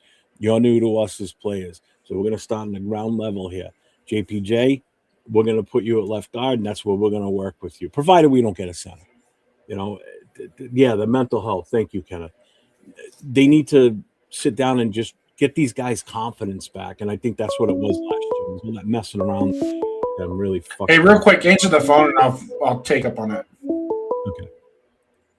You're on Raider Nation Voices with Jeff and Jason. State your name. It's Zach John. Just wanted to interrupt your show for a while. What's up, Mike? How you doing, brother? Okay, put him on hold. Can you put him on hold for just a second? Put him on hold. It's Sacktown Mike. I don't put Sacktown Mike on hold. No. Is that Jason saying that? Yeah. I only got my phone. Well, what's new? He likes ribbing me. That's cool. Hey, I have an idea. Uh-oh, here we go. Match. Because I love these call-in shows that you do on Friday and Saturday nights. Okay. I was thinking, I don't know if it's, you know me, I'm technology challenged, but is it possible for you to put on the phone so-and-so when they're on the phone? Oh, yeah, we could do that. Watch. Yeah, I'd have to type a banner up every time. Oh, yeah, it's something. It's a lot of work. Okay. No, it's not a lot of work. It's just a matter of doing it, and I'm just lazy. There you go. I miss who's calling, or I didn't hear the name. There you go. I just thought it'd be cool to, see who's actually talking, especially when you get somebody like, excuse me, last night's show that was on there for an hour or half an hour. Yeah, I know you're talking about, Eric. Yeah. Yeah, I know you know who I'm talking about, man. It's like, Jesus. Chat was brutal on him last night. Damn. Well, he brings it on himself. Oh, I know. It was funny, though. He could not pick up a hint. But anyway, I don't want to. Well, Jason, put your name out there. Your name's on the screen. It's Sacktown Mike, it says. Oh, okay. I can't see because I you know me. I'm on the phone, so that's right. We don't want you hitting any buttons so you get disconnected. So we don't want you to end a live stream for us right now. Anyway, there's a way he would do it. But I just wanted to call and bug you guys. I don't really have anything to say other than I like this coaching staff. I love the way they're putting this coaching staff together, and I think the way they're mixing the young guys with the older guys with more experience is going to be a great thing, especially since, Kubiak's taken on a head coaching career or job for the first time.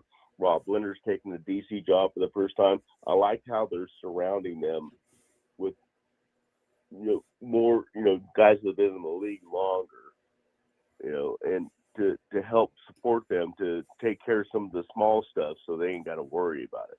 That's all I really wanted to say. I appreciate that. No, and I agree. I think it's I think this would probably possibly right now on paper it's one of the better coaching staffs we've seen in a while. I think. Let's see what happens once we start OTAs and they start getting in the swing. Because don't forget, people, because we have a new head coach, we get to start OTAs.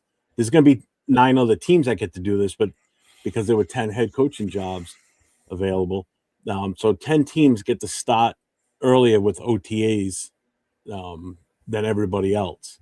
So we get that little bit of a head start jump with these guys to start working with the coaches, and it's huge. That's a big deal that we get to be able to do that. So I like that rule that they have. How much earlier can they do that? A week. Yeah, I think it's a full week. It's a full week. So we get So basically, we get 1 full week to start, and then when everybody else starts, we just continue on. So if there's 2 weeks worth of full OTAs, we get 1 week plus the regular week that everybody else gets. So we would get technically like 2 weeks when every other team that didn't hire a head coach only gets 1 week. So we get that extra week basically. That's big.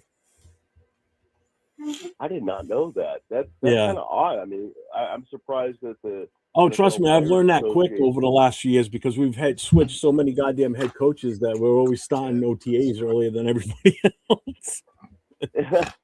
I just thought it was all worked out to be all the same amount of time with the Players Association, regulating how much time anybody could be on the field, and how many push-ups we could make them do and everything. And how much contact. You can only wear pads and pads for 1 day a week. And bunch of bullshit. But no, I did not know that. I should have, but I did not know that. We'll forgive you. You're good, Mike. You get a pass. Mike gets a lot of leniency with me. Mike can do no wrong. That, Jeff.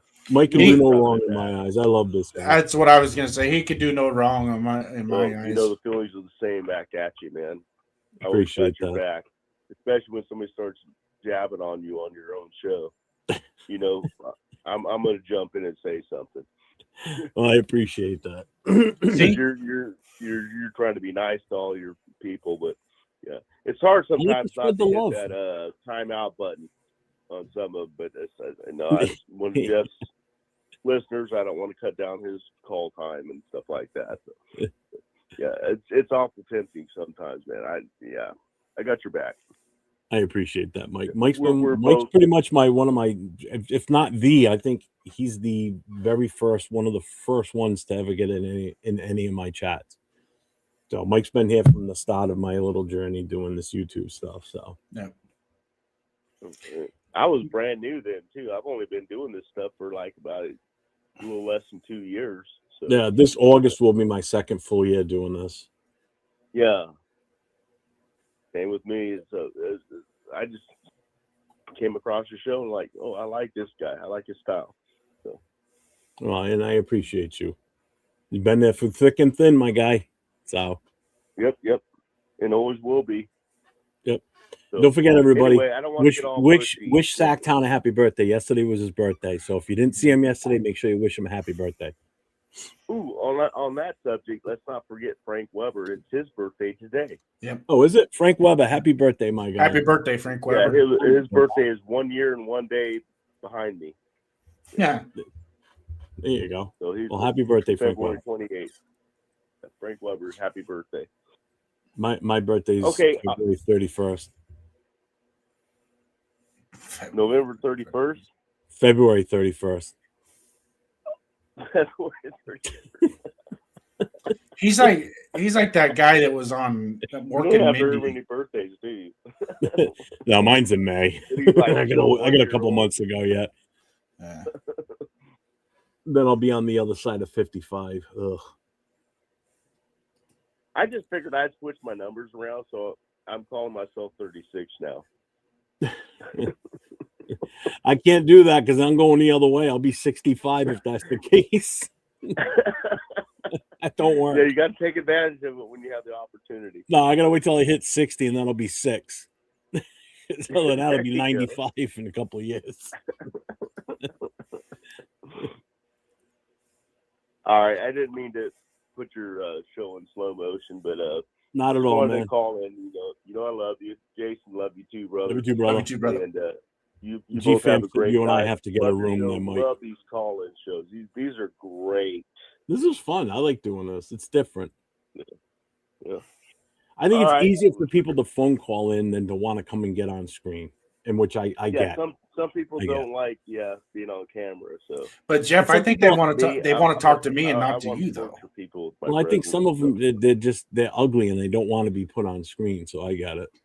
Mike is but not ugly. We put Mike on the screen all the time he comes on. So he's not ugly though. Yeah, so there you go. If you're worse than that, maybe you should stay off it.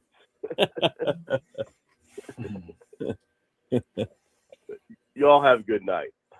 See you later, Mike. Thanks for popping in, man. I appreciate you. No problem. I'll join back in the chat. All right, brother. Late. I love it when he calls in, man. I'm going to real quick go back to the DJ Glaze thing we were talking about before the phone call. I think one of the things with DJ Glaze that got exposed was not so much his technique got exposed, but his athletic ability to play that right tackle got exposed. And that's more difficult. That's going to be more difficult to correct than the technique part of it. So his feet, he stones his feet, and his kick is so lazy that that's what was getting him beat. We've got another phone call. You're on Raider Nation Voices with Jason and Jeff. State your name. This is Kenneth. I called in yesterday. Hey, what's up, Kenneth? Yeah, that's right. The Texans fan. Yes. What's up, brother? How you doing? Oh, I'm doing pretty good. Jason, it's good to speak with you too, my man. Good to hear you too. He can hear you, Kenneth, but you won't be able to hear him. I'm so trying to figure that shit out. But he can hear you. I wanted to give a happy birthday shout out to your previous caller, Sacktown Mike. Thank you. Sacktown Mike, you hear that, brother? You're getting love from a Texans fan. Also, as you were talking about the OTAs, usually, if I remember right, most OTAs usually run from about mid-May to probably about early part of June. Yeah, but when you have a new head coach, we get to start a week earlier, which is nice. Yeah, so that's what I was thinking. Most of the time, most coaches have their OTAs usually about the end of May. But since y'all got a new one, y'all probably get probably about the same time, just a week earlier. Yeah. Yeah, like I said, we've become accustomed to that because how many head coaches have we had in the last 8 years? It seems like every year we're getting an extra week of OTAs. Yeah, because according to one of the people in the chat, they said like 20-something coaches in the last 20 years. Yeah. I think they said like 23, if I remember right. There's 20 coaches in 23 years, I think they said. Who was it that said it? No, it was 23 in the last 20. Yeah, that's not a good average to have. Yeah, I agree. I agree completely. Yeah. Hey, Jeff, real quick. It's almost time for one of my favorite times of year. It's March Madness. They do this big college basketball tournament. Oh yeah, that's like the other time I watch college basketball. Hang on a second, Jason wanted to say something. Go ahead, Jason. Yeah, just have him hang on real quick, and we're going to go over this real quick. This is the 2026 off-season schedule. Obviously, we're at the combine right now. March 3rd is the franchise tag deadline. March 9th through the 11th is the legal tampering period. March 11th is the new league year free agency, and trading period officially opens at 1 o'clock Pacific time. March 29th to April 1st is the annual league meeting. NFL owners and executives meet in Phoenix, Arizona. April 6th, we have off-season workouts start. Voluntary programs begin for teams with new head coaches. That's the Clint Kubiak effect. April, what was that date again, Jay? April 6th. It's usually – yeah. I'm sorry. It's April 6th is when it starts. April so 23rd anybody with a new head coach. April 23rd to the 25th is usually the draft NFL usually draft. runs, I believe, the end of April, and then they start the OTAs. Yeah, it's the 22nd to the 24th. 23rd to the 25th is the draft. Yeah, that's right. 22nd. That's when we're driving out. We're driving out there Wednesday. I'll be at the draft. You're not the NFL draft. Because usually I usually know the off-season schedule pretty frequent, because they usually have the combine at the end of February to early March, which they just had. Yeah. And then they start. Then it's the draft at the end of April, and then I believe they'll have the schedule released early May.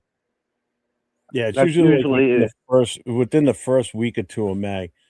Yeah, because I need to make sure I pay attention to that one, because I got the Raiders coming here again this year to New England, so I'm going to be dealing with that setup.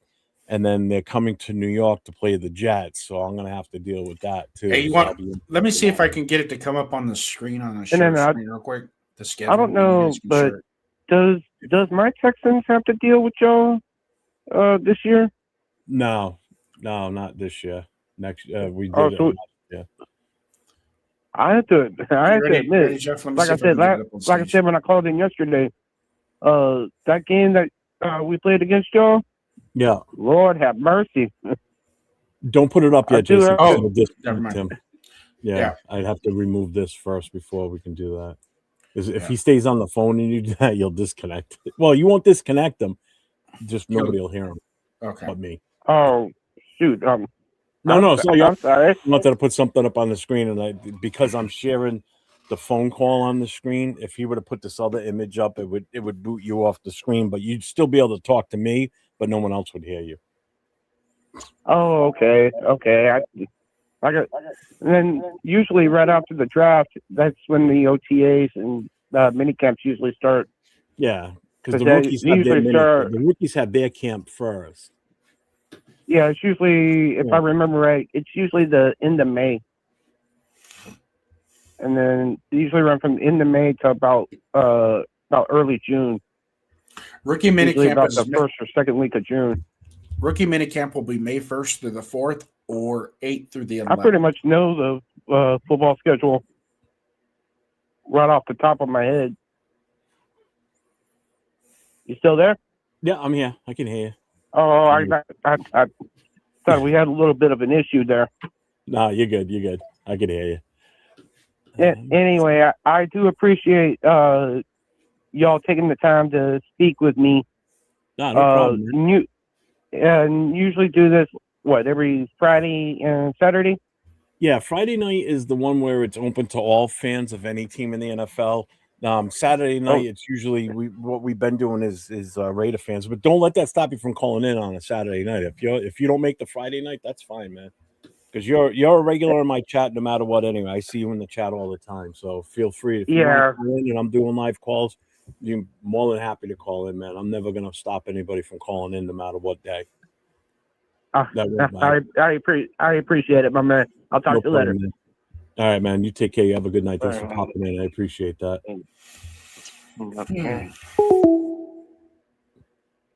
Nice.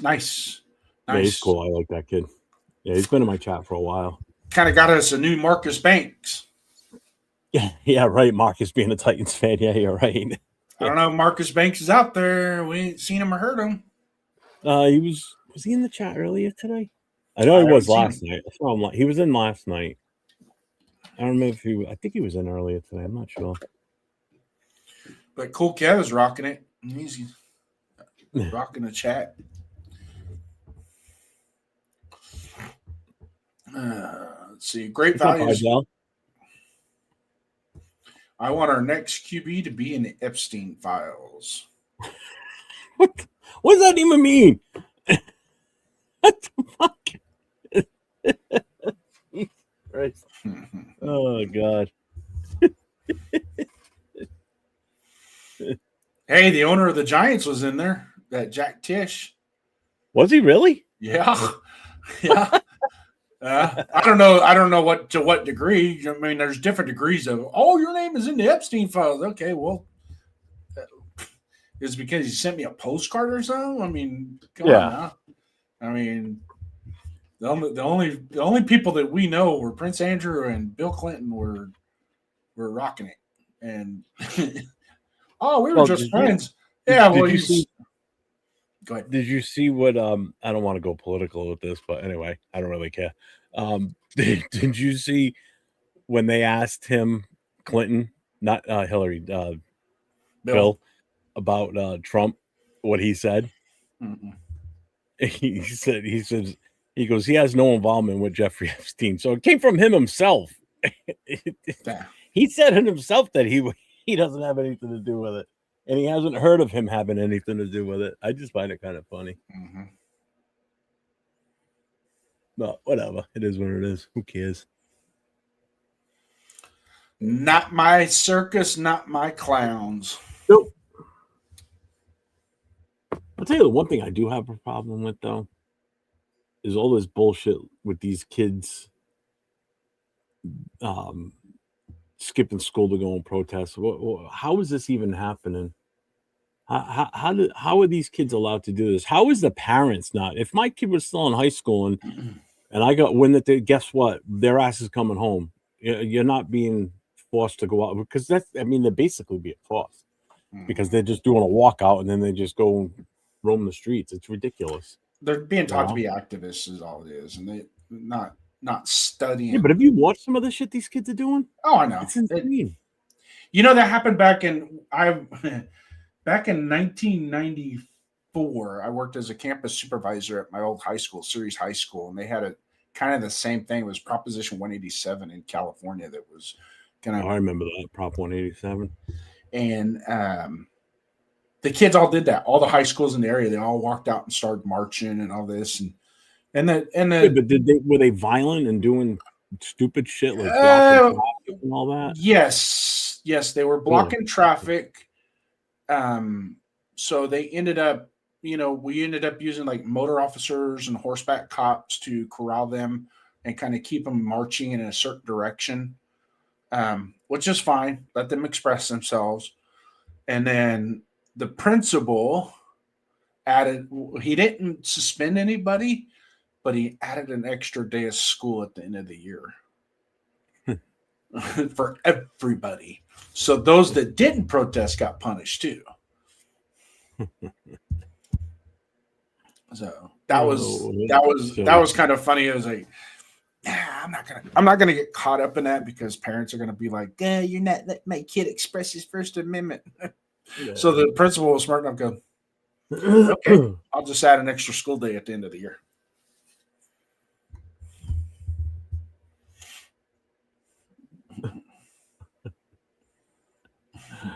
Oh God, I could easily do a totally different type of streaming show. It'd be so I don't want. I go into. That's one of the things that it really. But I used to be a huge NBA fan, and I was a Sacramento Kings fan, diehard Sacramento Kings fan. Loved the NBA until all that stuff in 2020 during COVID and all that, and then what they did to Grant Napier was absolutely atrocious. I was like, okay, you guys have taken this. You can have a take one way or another. I'm good with that. But what they did to that man that poured his heart and soul into that franchise for over 30 years and just dumped him because his take was neutral. He was neutral. He wasn't even like, I'm not taking sides. It was neutral. But since he didn't butter up to Boogie Cousins, that was a star player, then he got, and I'm like, you know what? Screw that shit. I don't need to watch it. They don't. And the NBA today isn't like it used to be anyway. It's not. No. You got players that are they're only playing 50, 55 games a year.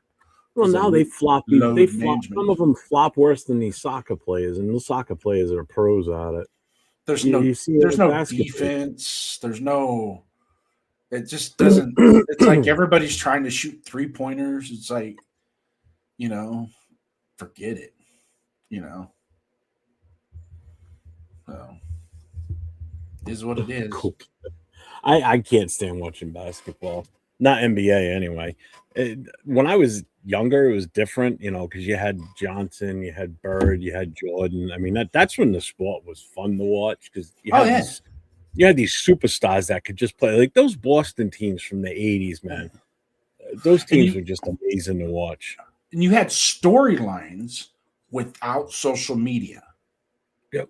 You know what I mean? You had the Chicago Bulls and the Detroit Pistons, and the Celtics were starting to wean down a little bit when McHale and Bird and those guys were starting to tamper down. And you see the Bulls come in, and then you got, even the Utah Jazz with Malone and Stockton and the Suns kind of had a little bit of say in the playoffs as well. And, it just, back then it was like you would go into the game and it was like the storylines were like built it up. And and it was like, okay, Lakers are playing Boston this weekend, Sunday at 1:00. I'm watching that game. Oh, yeah. You know what I mean? It's just, Yep. I still to this day I'm still pissed at myself. I had a chance to go to a Celtics game. It was Celtics versus the Bulls when Jordan was still playing and when Bird was still playing, and I didn't go. And I should have. I regret every minute of it. I've seen two of the greatest of that era. Still probably two of the greatest to ever play the game. Yeah. At the same time. And again, the roster on that Bulls team and the roster on the Celtics team was insane. I actually got a chance to go watch Jordan when they played in Sacramento, and we had Wayman Tisdale as our power forward that played him, and Wayman Tisdale held him to 22 points that night, and the Kings ended up winning that game, even though they weren't all that good. But you know what? They always had players that you could just like Wayman Tisdale or Reggie Theus, and then in the late 90s, early 2000s when they hired. Rick, what was his name? That coached the Houston Rockets, and then we got him. And then he brought in. We had Jason Williams and Chris Webber, and you talk about fun. Jason Williams was just like fun to watch.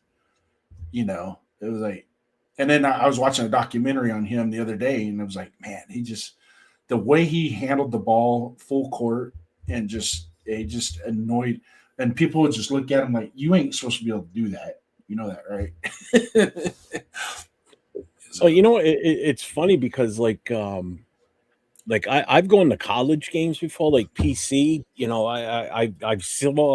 I saw Rick Pitino coach before he became an NBA coach. During that era when the PC Friars were like, they made it to the Final Four and everything. And then URI had their run. I mean,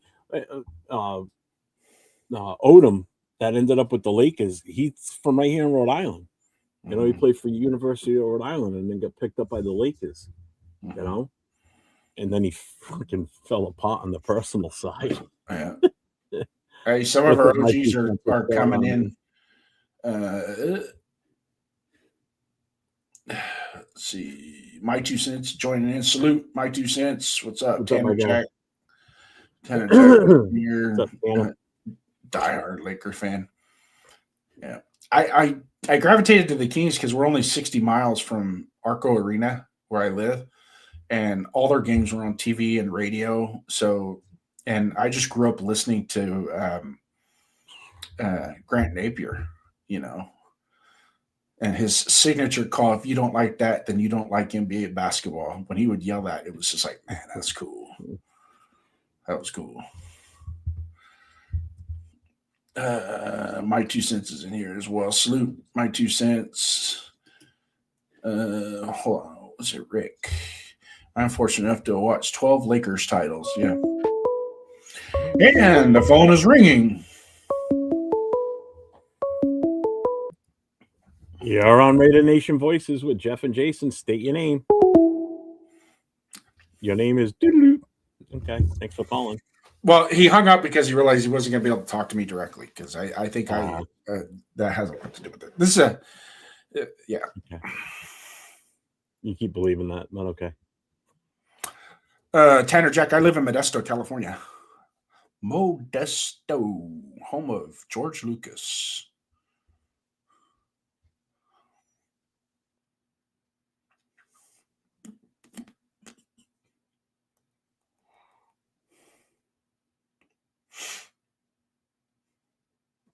Oh, what are you doing tomorrow? Anything? My wife is leaving. Run? My wife is leaving in the morning for Disneyland. So probably. Hey, Robert Pena, what's up, my guy? I see you, brother. What's up, Pena? What's up, man?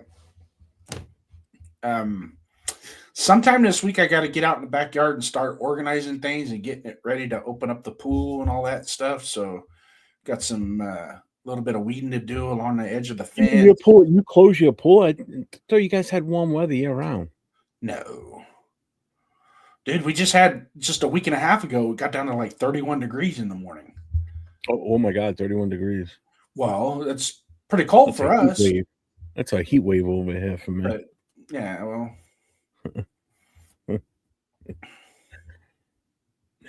Yeah, Rick Adelman. Thank you, Sacktown. Rick Adelman. I couldn't think of the last name. I could just picture him in my head, but I couldn't think of his last name. I can't wait for Monday. I'm so excited for Monday. What you got? I got a phone call today that my glasses that I ordered are in. So didn't have time to go and get them today, but I'm going to have to wait till Monday to go get them. They're a little bit more stylish. They're not these thicker framed. They're metal. They're thinner. I'm going to look good. They're just readers, but it's like I need them when I'm on the computer. Yeah, it's easier on the eyes too having these glasses on, because right now if I take these off, I can on my laptop I can't read shit. I can read like the bottom of the logo. I can see the phone number and everything. But if I look to my monitor on the right on the swing arm, I can read the chat. But man, it's bad. I can see distances, no problem. If I pick my phone up, if Jason would have texted me right now, I probably couldn't even tell you what it says. I'd have to hold the phone way the hell back here somewhere. I still wouldn't be able to read it. So when I do text you, you take your glasses off immediately. Yeah, because I don't care what you say. I know. You do kind of got that Mr. Magoo look going on when you take your glasses off. Oh yeah, you know what it is? I'm used to what I look like with the glasses now, that when I take them off, it's like I feel like a whole different person. It's like I don't know what it is. It's just I feel different. Yeah. Makes me look more dignified. Dennis is right, man. You know when you're getting old is when you get excited about reading glasses. He's like, I'm so looking. I thought it was like you were getting a new car or hell no, celebrating your anniversary with your wife. No, August. It's all over a pair of glasses. Glasses? We're talking about glasses. We got the combine and the draft, and we're talking glasses. And the eye doctors is right across the street from McDonald's, so yeah, may have to hit that afterwards. Yeah.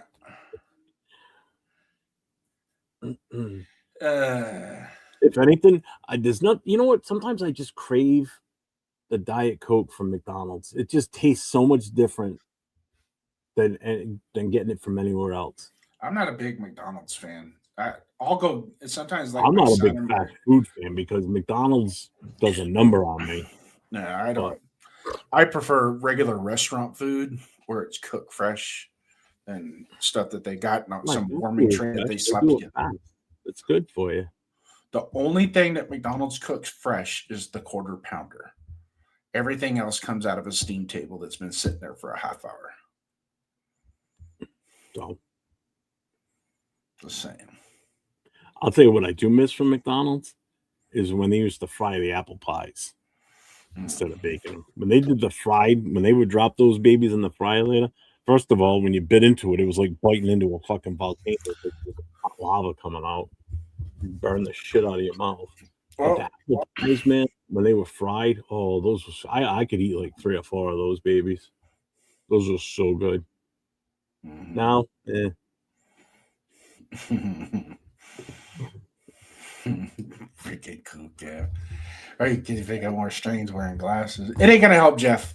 No matter how cool the equipment is, it's always, we already know it's not gonna help. So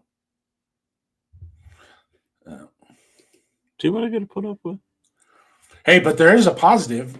Great Value has here some optimism for you.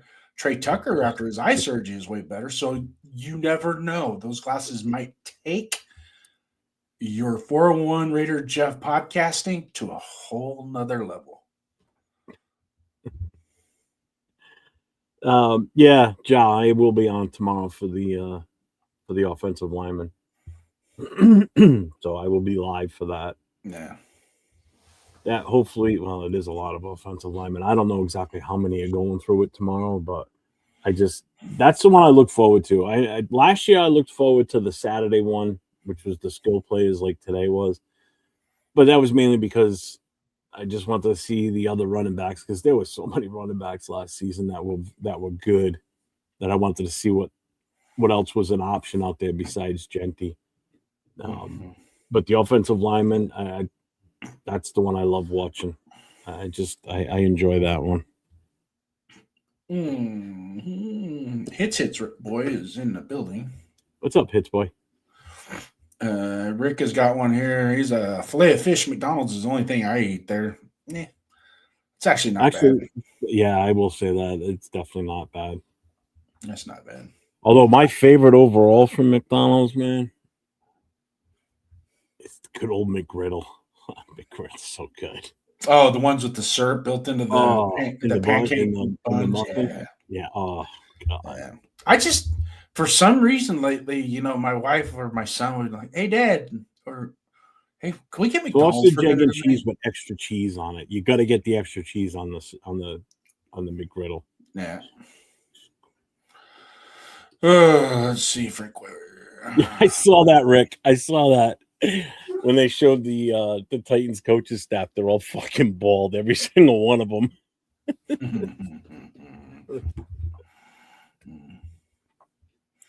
See if Jason wore glasses, he'd be a barbecue tycoon. Probably. Although I am looking to step up my game this year with some new equipment. I might get some new equipment. I might.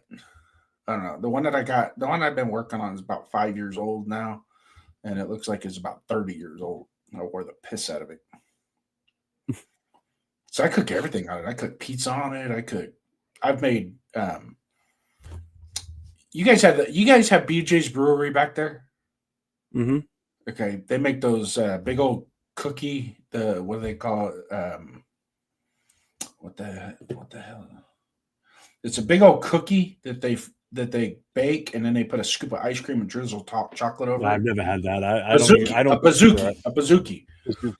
Right. Yeah. So I have a small cast iron skillet that I put the chocolate chip dough in, and put it on that for like 25, 30 minutes on the barbecue grill. And then when I take it off, oh my God, it's good.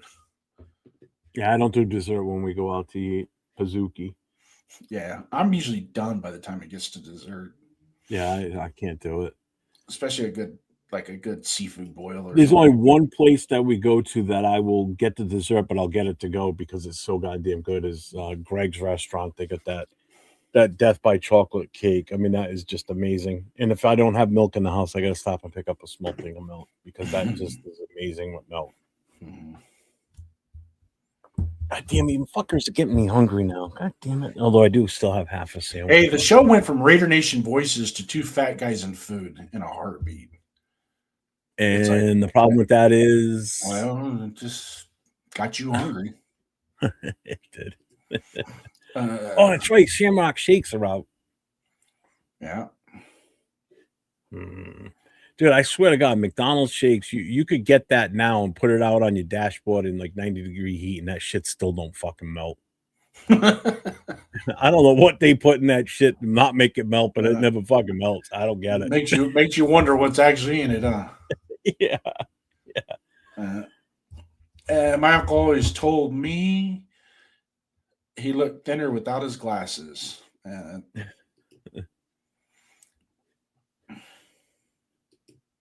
If you could get the perfect, I think if I could put together the perfect fast food, it would probably be a McDonald's double cheeseburger with extra cheese, the Burger King's onion rings, McDonald's French fries, McDonald's Diet Coke.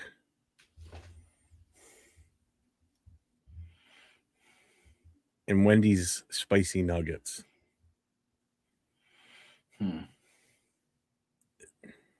Yeah, I think I could do that. Wash down with the Taco Bell Baja Blast with a couple shots of No, tequila. that's gross. I don't like that. I'm already getting the Diet Coke from McDonald's. I don't like that Baja Blast. No. Mm-mm.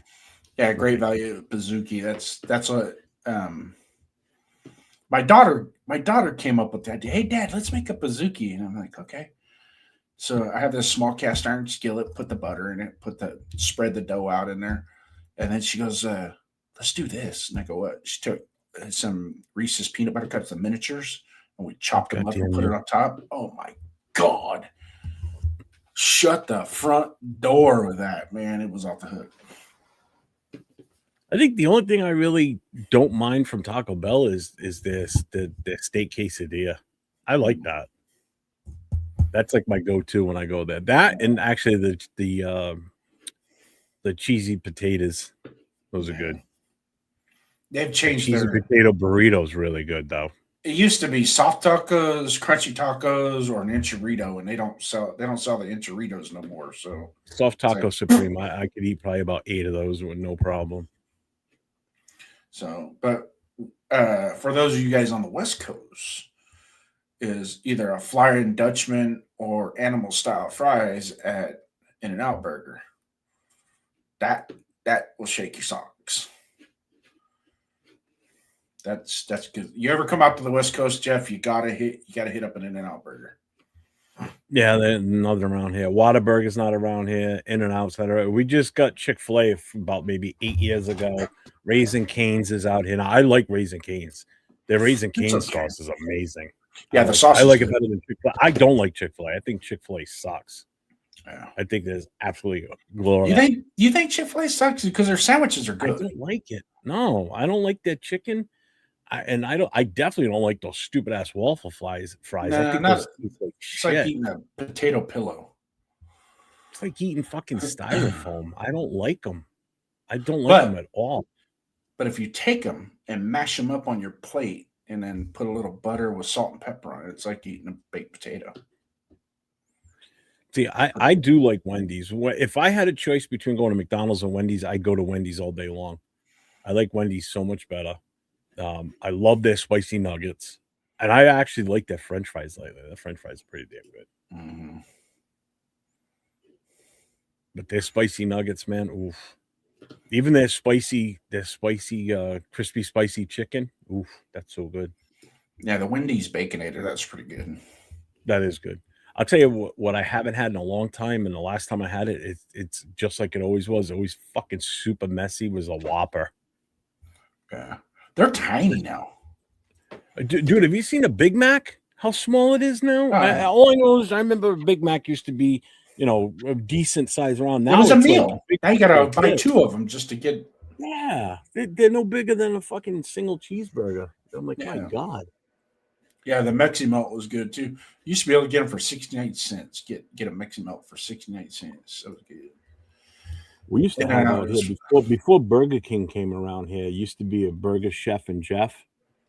Mm-hmm. Used to be Burger Chef was the name of the place, but their characters were Burger Chef and Jeff. That was all the Burger Chefs around here were converted to Burger Kings after Burger Chef went out of business. Mm-hmm. We still had a Bob's Big Boy out here not too long ago. Yeah. Carl's Jr.'s Western Bacon Cheeseburger. That's pretty good. I think it's it's called around here. You have Hardee's, though, don't you? Hardee's is the same. No, we got a Walt's roast beef. We don't even have. I think we just got an Arby's around here somewhere. I do know the hotel we're staying at in Pittsburgh. There's an Arby's in the next parking lot over from the hotel. Yeah, I will be hitting that for sure. That will be one of my stops. I just don't get them around here, so it's like, fuck yeah, man. What's up, Savage? I eat at McDonald's and get the Big Mac. It's the same as the Big Mac, but only the difference, no sesame seed buns. It's McDowell's. I didn't see the McDowell's. Coming to America. The Golden Arch. Yeah. They have the golden arches. I have the golden arch. Yeah. What's up, Dennis? Yeah, the autumn. This one's good right here. This is I good. just saw that. This one's good. Yeah, with all this food talk, it gives us. Yeah. Our rating just went through the roof.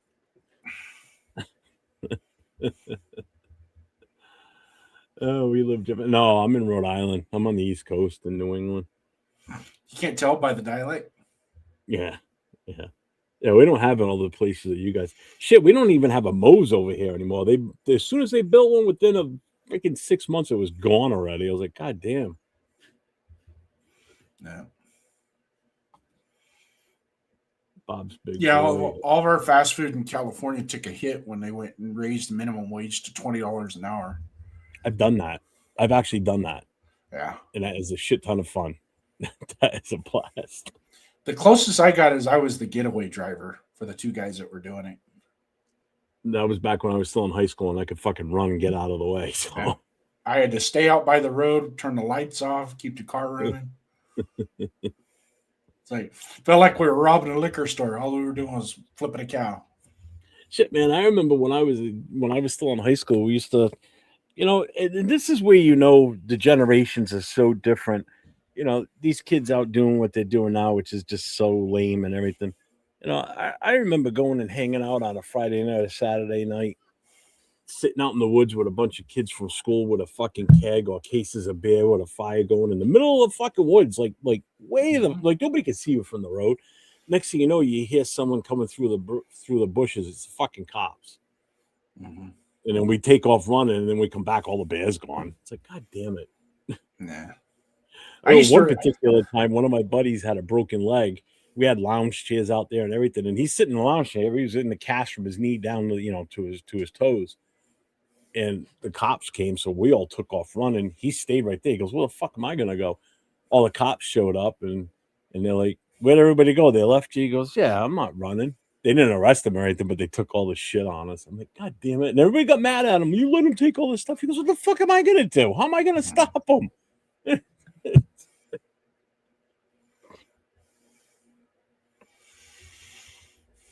Yeah.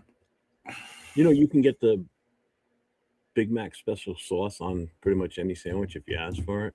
Mm-hmm. You can get it on a quarter pounder. You can get it on a cheeseburger. You just have to ask. Yeah.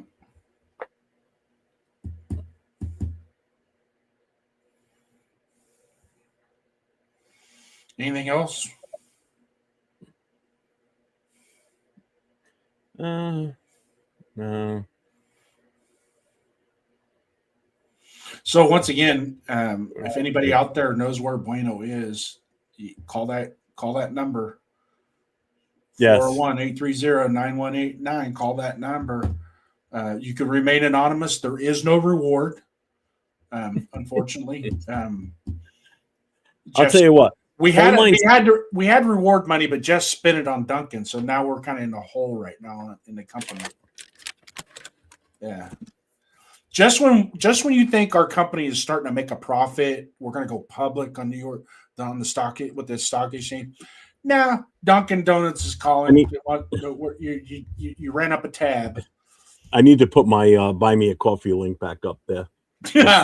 Super chats for coffee, please. Super chats for coffee, please. I'm going crazy. Yeah. You done gone. The phone line's still open. I'll tell you what. I'll make if someone wants to call in now, we'll take that one last phone call, and then when we get off the phone from that, we'll say goodnight. So we've been on for 2 hours and 13 minutes. I'll take one more call. So somebody that hasn't called yet, if you want to call in, phone number's at the bottom, 401-830-9189. Give us a shout, and then we'll call it a night. Make it a good one, though. It's got to be good. We gotta go out on the right foot, man. Talking about McFlurries and McDoubles and all this stuff, man. Get done here, man. I'll probably end up at Jack in the Box or something. Our Jack in the Box was real smart here in town because we have a cooperative, marijuana cooperative that they built, and Jack in the Box. They put it right next to it. They built it right next to it. Yeah, spot. I bet you that place is packed. Oh God, it's like we used to have a Jack in the Box around here, but they shut it down after like 4 months because of people getting sick from it. Oh really? Tanner those Jack, it's at 99s. the bottom of your chat. You'll see a little, looks like a little dollar bill. You click on that, and then it'll give you the directions on what to do if you're on your phone or your computer. Nobody said your phone call sucked. God, you know what, Rorschach? Ain't nobody gonna feel sorry for you now. Even if you go back in the show, I said your show was legit, and then Jeff had to jump down my throat. And, oh, so Arnie's call wasn't that good? No, I forgot about Arnie's call. Rorschach's was so good, I kind of forgot about Arnie's. No offense, Arnie. I thought your call was good, but Rorschach was better. Even though he sounds like Darth Vader. That's the last call, Bell. We're giving you one more moment. Give you one more minute to call in. And then we'll get sacked down, throwing you a $4.99 super chat. I'll buy you a coffee. I'll buy you a coffee. Hey, if that's all it takes to get him to shut up for a little bit, I'll do it too. I might even super chat it. Salute to Sacktown with the $4.99 super chat. Oh, Jeff, absolutely. Thank you, my brother. I appreciate you. That's why I love Mike. Mike's such a great guy. Yep. I wouldn't know. I don't have one around here. I want to try one because I always hear that and Whataburger. Yeah, Whataburger's pretty good too. Whataburger. I will say I never tried the Jack in the Box when it was here. You know that what's funny is those tacos, the meat that's inside of the tacos is like a mystery meat. Nobody knows what it is, but man, it's hella addicting. Isn't that the same shit with Taco Bell though? It's like a mystery meat. No, Taco Bell actually makes ground beef. They actually take ground beef and they cook it and they put the seasoning on it, just like you would at home with your taco meat at home. They do it this kind of the same way. It's just they change. How do they get it so fine? You explain that to me. Okay, so they have these things that look like stars with a big handle, right? And you just sit there and you just keep mashing it. Can you stop doing that on screen, please? Mashing it, and mashing it, and mashing it. Yeah, that kind of looked dumb, didn't it? Yeah, it did. It just didn't look right. Please stop that. And mash it, and mash it. Yeah, no, that wasn't good. Then you reach over and you grab your little sock.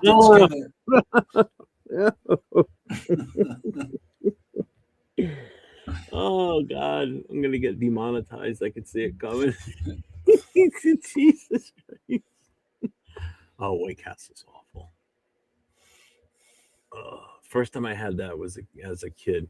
My uncles, both of my uncles lived out in the Cincinnati area, and they had a White Castle. That's the first time I ever had it. Dude, that is like look at this. Look at that coming in hot. Coming in hot with a thank you, Mr. Rorschach. Super chat. Rorschach. Thank you, my guy. See, I told you, Rorschach. I should have mentioned I needed coffee a long time ago. Shit, I'd fuck. Get super chats on a regular basis if I ask for coffee all the time. God damn. Everybody knows how much I love my Dunkin' Donuts. Remember Dunkin' Donuts? This guy runs on Dunkin'. Yeah. Hold on.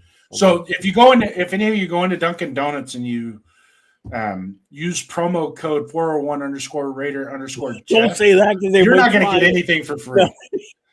Okay. So they're just going to say, yeah, we know who you are. Pay up.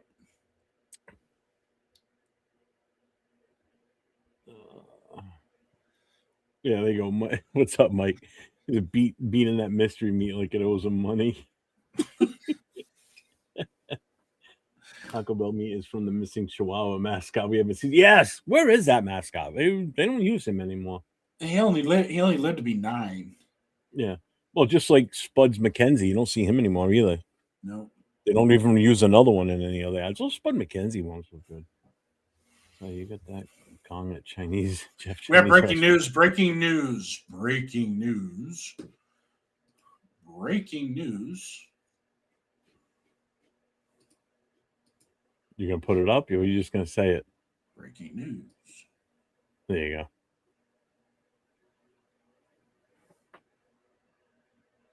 She has family over?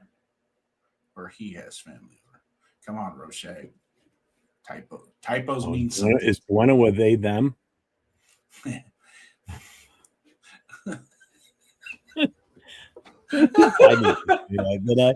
Did I just say that? No, I didn't. Okay. Oh no.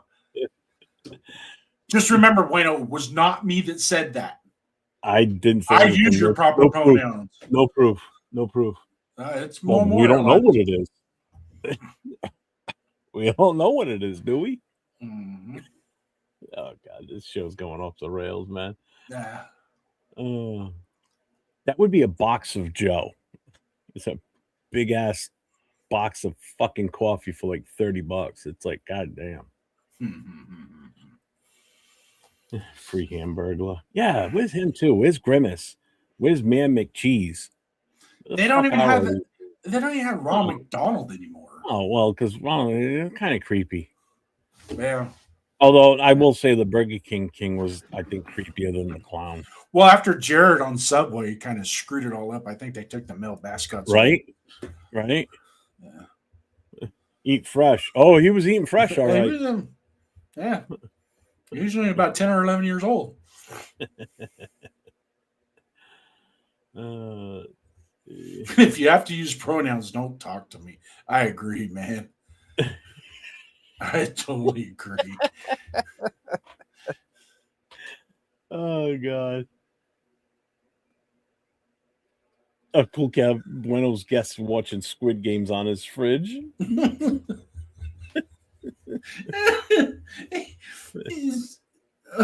He's screen sharing off of his iPhone to his refrigerator. Yeah. Bring back the derailed shows. We could.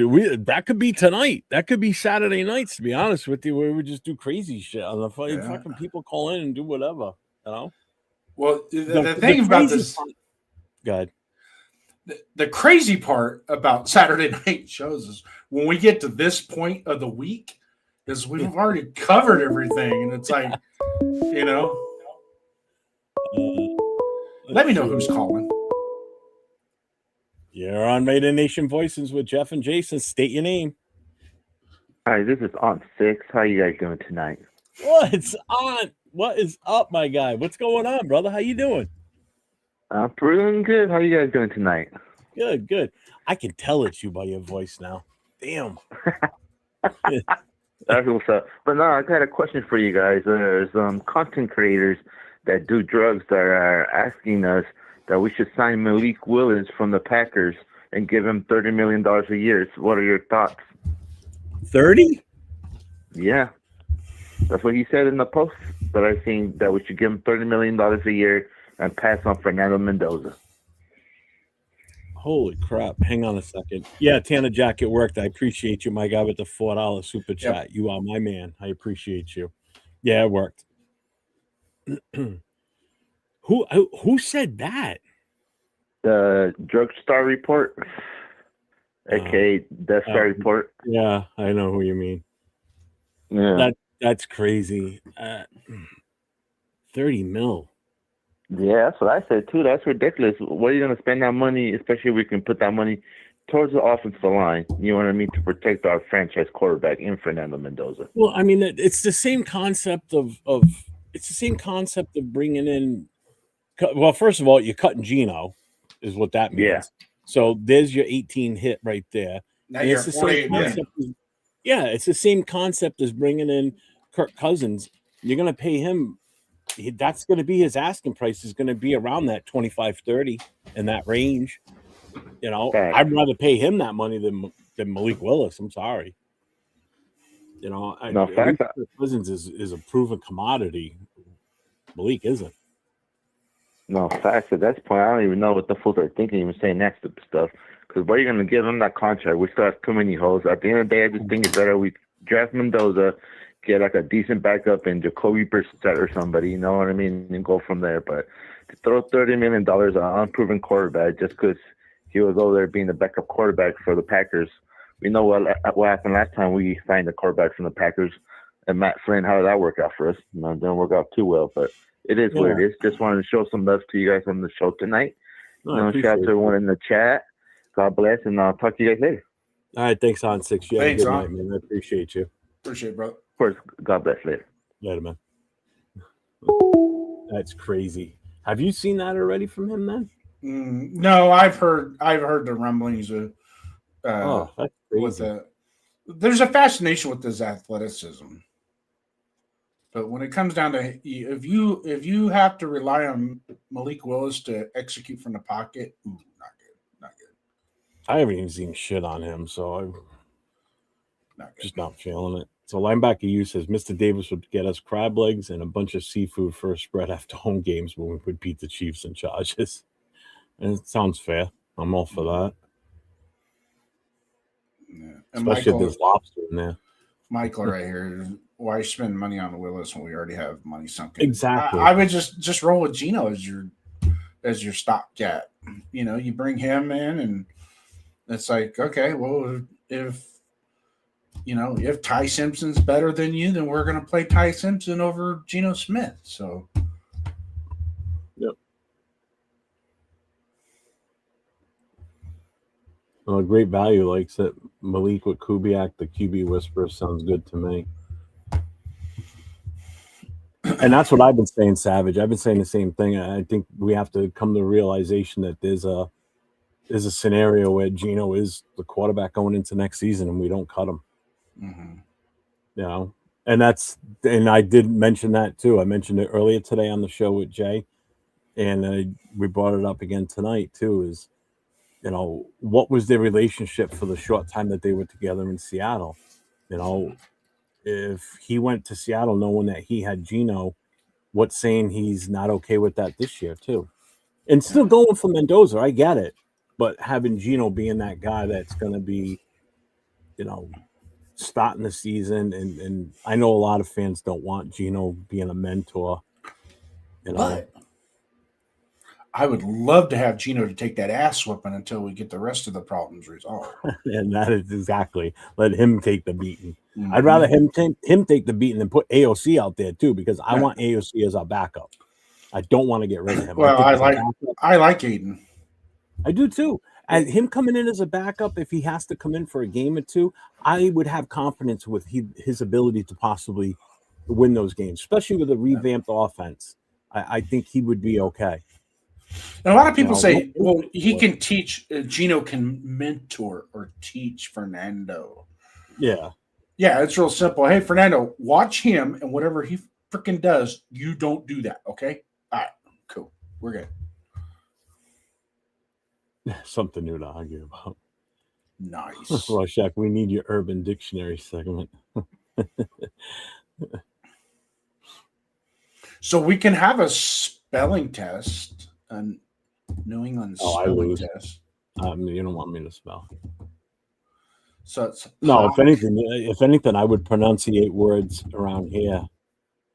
The way we say it here, because they're completely not so much not pronunciate the words, but what we call things here that you guys don't call. I know I've said this one before. Do you know what a bubbler is? I'm not going to spell it. I'm just going to say it as we call it here. It's a bubbler. A water fountain? Yes, you were right. It's a water fountain. It's a bubbler, but we say bubbler. Yeah. That's how we say it here on the East Coast. See, I grew up in California, but my family comes from Oklahoma, so a lot of that some of that terminology got passed down to me. Like, oh, my stomach. No, we got a sour in the gut. No, sour in the gut. Got a sour in the gut. Nope, don't say that here. Yeah, well, that's kind of some of the things in the South what they say.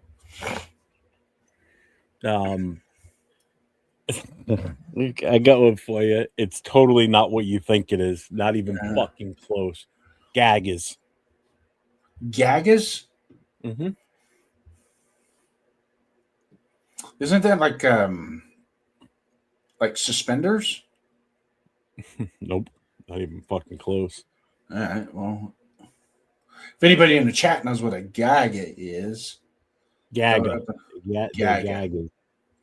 And it's not choking gagging. It's something else. I know it's something else. Correct.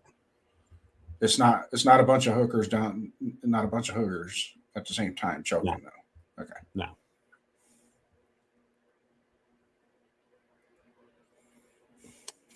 Try to find an image bring up so you can see what they look like. You 2-bit no good. Let's see. Okay, I got it.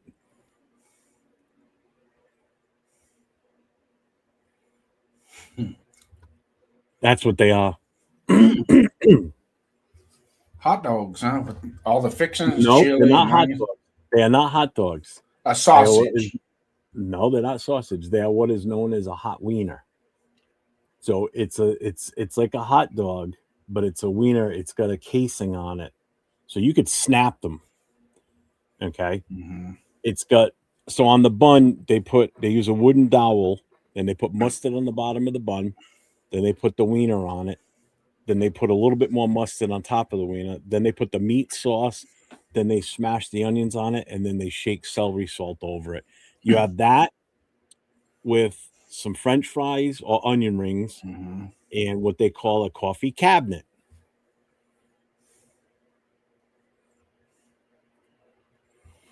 I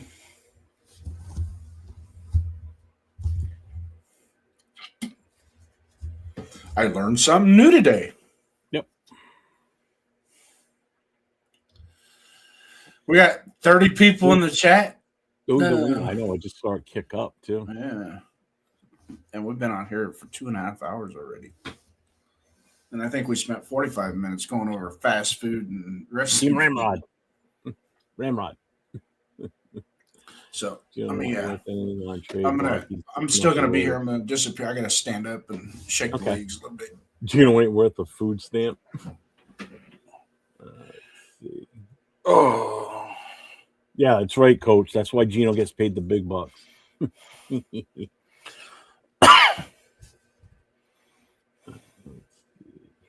What's up, D Menace? What's going on, man? What's up, D Menace? Salute, brother. Here.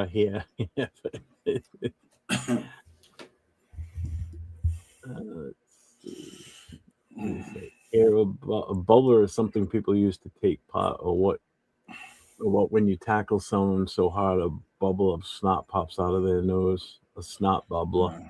Snot, yeah. Slobber knocker is what we call them. What's up on 6? There he is. Is that the guy who smashed the watermelons? That was Gallagher. Gallagher. He's dead. He was funny as all get up to. He could. I think AOC could be here for his entire career as a backup. Yeah. Shit in his diapers. Diapers. Yeah. Let's see. Or is it a standard part of the most home aquariums? A bubbler. Nope. You were close on a hot dog. No, dude, those are so good. The wieners. The one picture I couldn't pull up, it wouldn't let me pull it up. The way they used to do it is, so if you walked in and you said, I need 8 all, that's all you do. You just say, I need 8 all the way. You don't have to say anything. So you just say 8 all the way, which means they put everything on that I just listed. So what they would do is they would take the buns out and they would line them up their arm. So they would go from the crook of the elbow to their hand. So they would fit as many in there as they could. And then, put the mustard on and then blah, blah, blah, blah, put the dogs on. And then some cases they would double them back up. So if you ordered, say, 15 all the way, you would have like 2 layers of them on their arms. But then the health department in Rhode Island, in their infinite wisdom, said, no, we can't do this anymore because people have arm hairs. So now in order for you to do it that way, you had to wear a plastic sleeve up your entire arm. So a lot of places stopped doing it that way. And instead, they started doing them on the counter instead. It was just a quicker way to get them done. Like, because some of those places, the hot wiener joints, they are just slamming with customers. And you could bang out 10 of them in like less than 20 seconds. Just boom, boom, boom, boom. And you're just dropping everything on them. And then you just shake the celery salt on, take 2 off, take 2 off, take 2 off, take 2 off, and then wrap them up and you're done. So, welcome, Raider Pete. That's right. Wiener handling 101, baby. What's up, Pete? Yeah, we're all going to get our bachelor's degree in wiener handling.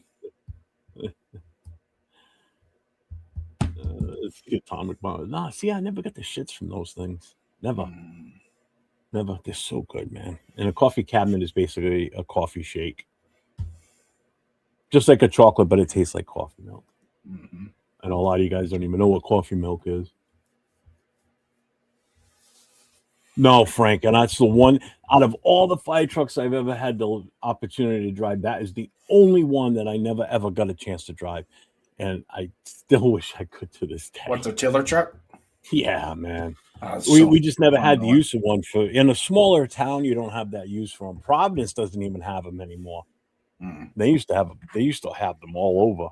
Yeah, a lot. Now they have 113-foot ladder trucks, so they don't really need. Not so much the reach; it's the maneuverability. Well, that's just it. So, like Modesto has a 6x6 ladder truck. They have a tiller truck too, yeah, which is really cool. And then they have a 6x6 where all three axles turn. You can turn all three axles, so they can, if they're in the middle of the road, they can actually unlock it, turn, and then all three axles will turn, and then they can go at a 45-degree angle to the right with the truck. But the tiller truck is cool because, like, me and my wife were going down the freeway a couple weeks ago. We're going down the freeway, and I said, "Do you ever see one of those fire trucks?" And she goes, "Looks kind of weird. It looks like a truck pulling a trailer." And I said, "Yeah, but you see that big square box on the back? Because there's a guy sitting up there with the steering wheel." And she goes, "Oh my God, I've never seen that before." And I go, "Yeah." And he can turn the back of it. And you have to turn the opposite way to turn the direction you want to go too. That's the other thing. That's the biggest sticking point because you're so used to when you want to take a right-hand turn, you're turning the wheel this way. Well, in those trucks, you got to turn the opposite way so the wheels kick and then it swings the ass end around. But if you ever watch them when they go on the highway for like an accident, so they'll do this as they're coming on the highway, the tiller operator will swing the truck out this way and block 2 lanes as the cab keeps going down the road because they would use that to block traffic so anybody on scene wouldn't get hit. So you see them get on the highway, they go on straight, and as soon as they're on the highway, the tiller driver kicks the ass end over, and the truck's basically looks like it's going down the road sideways. So it's pretty cool how they do that too. Rorschach is asking me, "How do you know Modesto, California? I grew up here, still live here."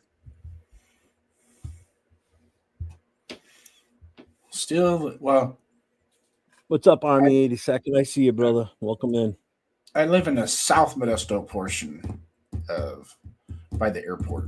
Not in the airport district. You don't want to live in the airport district. Trust me. You do not want to live in the airport district.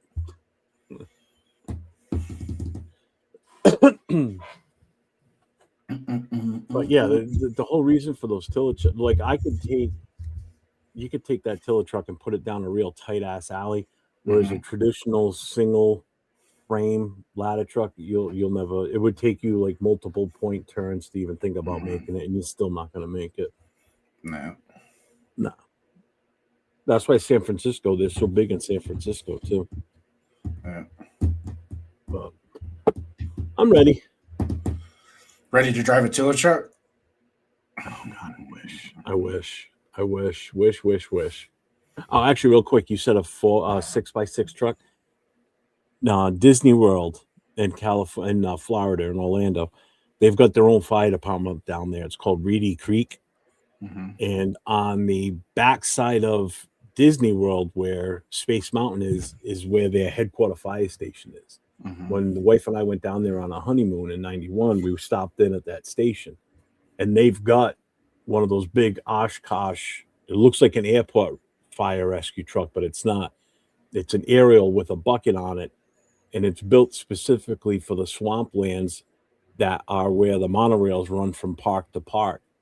So if the monorail broke down on its way to, say, Epcot Center, they would drive this thing out there, put the ladder up, and get people down that way. It was the only way they could reach it was with that truck. That truck, they bought that specific. It hardly went anywhere, but they bought it specifically with that in mind. It was pretty cool. It was different. I think it's huge. My God, it was massive. Now, when I first started working at Manteca, they still had 2 open cab fire trucks. They had a 66 and a 69 Howe that they were still running as their primary trucks back in 2000. It was insane. drove a FedEx delivery truck for 8 years. It's not as great as it seems. If you don't want to live in the airport district of Modesto, you really, really don't want to live east, south, or any side of Stockton. Yeah, Why, you right on the border of Stockton where you are? No, I'm about 30 miles from Stockton. Stockton, you know what's funny is there is a small part of that town that is really beautiful. That's where all the judges and lawyers and stuff live, and doctors. Kind of in the area where UOP is, University of the Pacific. But after that, man, I take you inside. Like if I take you downtown, like Channel Street or Stanislaus or California, or or even make our way over to like Fremont or Wilson Way. Yeah, that it don't get any worse than Wilson Way. I'm sorry. Oh, I like my hot dogs burnt. Like a regular hot dog on the grill, I like them almost blackened. Martinez Manteca. That's what we call it. That's why I worked in Manteca for 23 years. It's like I'll tell you what, I've watched a lot of helmet cam videos of fire departments, and I swear to God, one of the ones on the West Coast that I think I got probably some of the biggest respect for is the Stockton Fire Department. Those guys are nuts. They are so fast. And I'm not talking about fast drivers. I'm talking about how quick and aggressive they are when they roll up to a house fire or a building fire in general, where they can still go in and it's not defensive right away. Oh my God. Those guys are amazing. We used to our fire guys is funny. Our fire guys, we used to give them a bad time because only thing they were good for was saving the foundation. We got a few departments around here like that too. I was fairly new, probably been there about 2 years or so, and it was Christmas time, and they would always call us out to to help block off streets or traffic or whatever. They had to take up the whole street, busy thoroughfare, and they had a 2-story house, and upstairs in the loft was a Christmas tree caught on fire. So they put the tree out, right? And usually, once you contain it, what do you do with the Christmas tree? Once you have it contained, you ventilate it, everything, smoke is out. You've kind of cleaned up a lot of the water damage or the water. Get the tree the hell out of the house. Usually, right? Yeah. Right. 2 hours later, I get dispatched back out there to direct traffic again. And now the house is fully engulfed. I was like, ooh. They just didn't do the right overhaul. They didn't open the walls enough. Well, shit, there was a window right there, right next to them. They could have threw the tree outside. Window. Yeah. That's all right. We had a house fire once. It was in the middle of, I think we were in the middle of July. The Christmas tree was still up from Christmas, and it was still plugged in. That's what started the fire. Yeah. Yeah, they're not kindling now. Oh, it was a hoarder's house too, so it was ridiculous. It was probably one of the grossest houses I've ever been in through my entire career. It was just disgusting. There was a dead dog in there. It was an Irish setter. It was huge. It was a big dog too. Buckets of feces. Oh, it's fucking gross, man. I'm really not afraid to share a lot of my snafus as long as you've known me. And I've had some snafus in my lifetime, let me tell you. Some real head scratchers. So I agree, linebacker. It's middle of January, 2023. And I decided I'm going to clean my flat top and start using it, make some breakfast on it, right?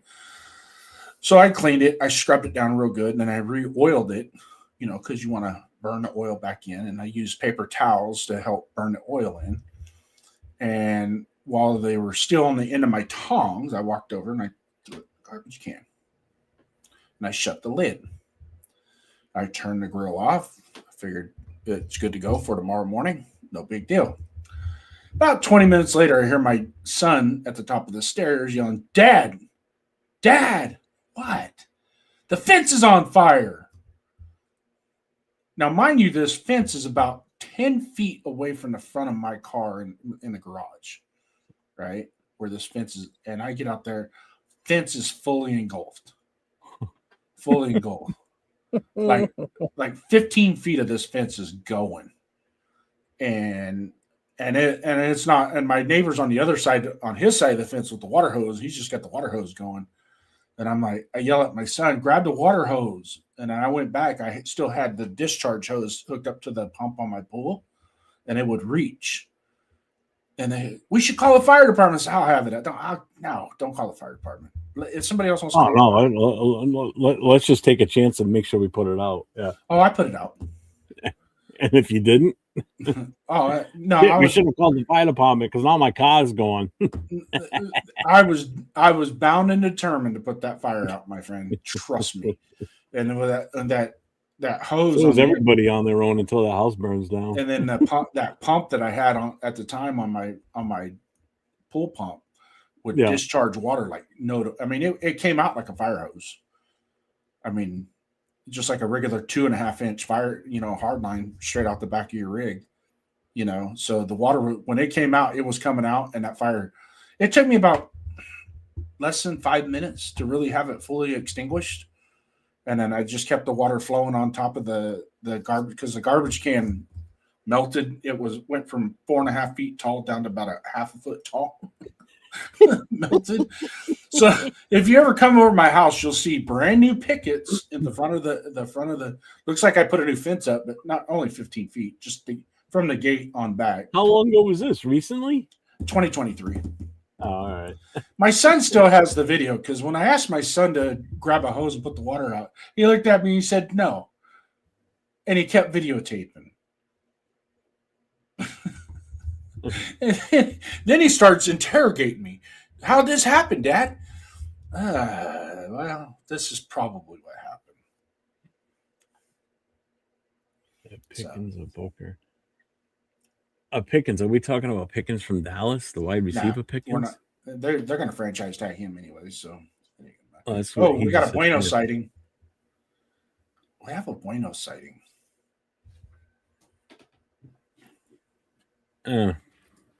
Did you finally get out of your refrigerator? Let's see where that here. I burnt down the kitchen to get a remodel when I was younger. We got nice countertops, a new stove after follow her for more home improvement advice. It's savage. Well, we can go now that Bueno's here. So we're not going to give him the benefit of the doubt to listen to us talk anymore tonight. No. So, hi, Bueno. Bye, Bueno. We're done. So I am shutting down the phone line. So, but Bueno, do keep in mind in the next couple of months, I want to bring you on the Tuesday night show, the Raider Nation Show Me Your Shield show. So if you're interested, hit me up on IG. I think you have me on IG. If not, if you're interested, let them know. If you're not interested, then fuck you. Hey, it's a great show, man. We get good guests on there. I mean, Sacktown Mike. I had Nabman this week on. It was pretty good. Nabman did a good job. So it's we have fun. Just diving into fandom. You're right, cool Kev. Exactly. That's exactly it. Well, my wife loves firemen. So I gotta kind of No. She likes that George Strait song. They call me the fireman. So, but anyways, I have for me coming up this next week on Tuesday, we will have Raider Nation Show Me Your Shield. At this time, we don't have a planned guest, but I may find one. Myself and Donuts Duncan will try and dive a little bit more into the combine once all the results are posted, and we'll start kind of sifting through what the draft board is looking like. Maybe some. I'm not going to do mock drafts per se on the shows, but I am going to kind of go through them and just kind of get an idea where people are thinking. I mean, I'm pretty set on the top 5, but after that, it's a crapshoot of where everybody's going to be going after that. Martinez 209. I don't get notifications on your channel, bro. If you're subscribed to my channel, go to the channel, click all on the notifications, click all. And then whenever I post, anytime I post anything, you'll get the notification.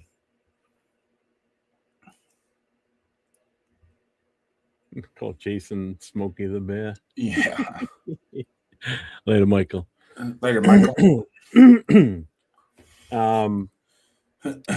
I will be on tomorrow for the offensive lineman at the combine, so I will be live during the day when it starts. I think it starts at 1:00 again. Then I won't be back on until Tuesday night for the Most Notorious, along with Leo and Raider Will.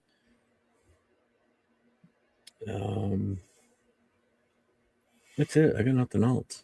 You going solo tomorrow? No, if you want to come on, you can come on. About what time? It starts at 1:00 my time. All right. So that's 10 yours. 10 o'clock here. I mean, I'll start it up. I'll be on. So actually, Jay's going to be on with me. Just Raiders, baby. He'll be on too because I got to send him the link later. I might not jump on there with you. I like Jay. You can. It's your call. I think Jay likes me. You know, I think Nate likes me. I don't know. I mean, you know, I'm 805 Severe. I think they still like me. I don't know. It's kind of hard to gauge, you know. I think Chewy still likes me. You know.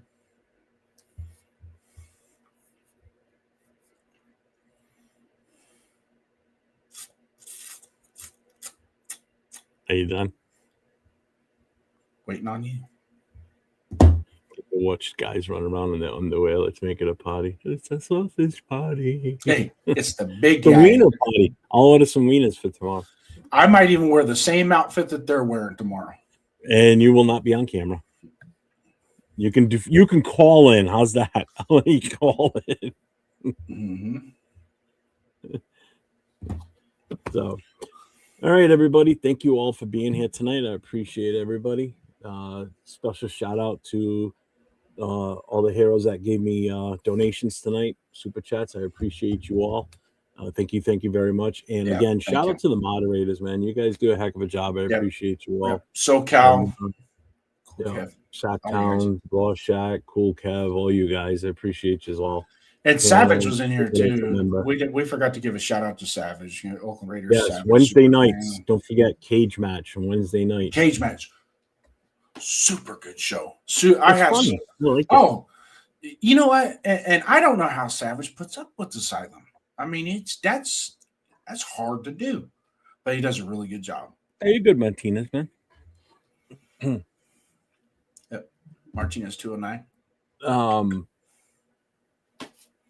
Yeah, he didn't do a show. They didn't do a cage match show Wednesday night. He did one last night. He had Miss Peggy on. Mm-hmm. So, but yeah, we're usually the Wednesday nights. They go on at 8:00 Eastern time. Mm-hmm. They're usually on 2 hours for 2 hours before we go on at 10 o'clock on the Raider Connection.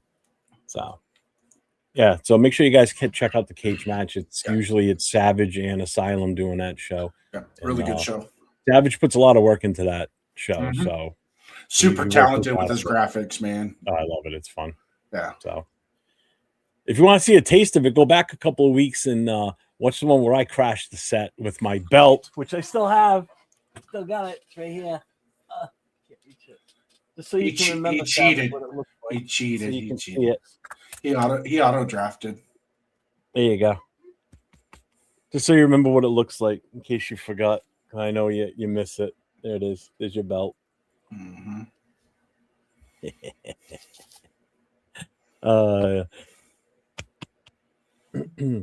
Gonna bring back Burgundy. Yes, dude, that's funny when he does that one too. All right, now I'm gonna go walk around the house naked with this belt on. Right on. So remember that when you get the belt back, if you ever get a belt, if you ever get it back, but you gotta Slam and Sammy, what's up, brother? What position do you believe Raiders are looking at most for round 2? D-tackle or linebacker. Yeah, I think so too. That's now become a major need for us. Yep. And they prioritize getting those interviews with McDonald's and Hunter immediately. That was like their first go-to. They kind of showed their hand a little bit, but hey, you know what? Get the work done. because we're going to need that. We're going to need that 3 technique, and we're going to need that linebacker. It says, "I hate you with a passion." It's going to smell like Gallagher dogs. Hey, I just want to know, if I put sunglasses on, do I look good? Kind of got that savage look, huh? You look like Stevie Wonder. Yeah. I just call. Okay. Have a good night, everybody. I love you. Because I'm. It takes a lot for you to say that. You got to be kidding me. Could someone please explain this stupidity? Yeah, there it is. No, let's not be stupid. I like where you're going with that. Can you now just make sense? Mm-hmm. Anyways, 2 hours and 55 minutes. Oh, you can read time.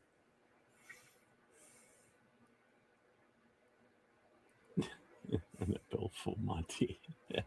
All right, everybody. Have a good night. Stay safe. Go Raiders. We had a blast tonight, guys. Come back. See you next Saturday. 401. 401. Silver and black, yeah, we never fold. New winning roots with a Raider soul. East Coast grind, West Coast pride. Raider Nation, worldwide. 401. Say it loud, 401.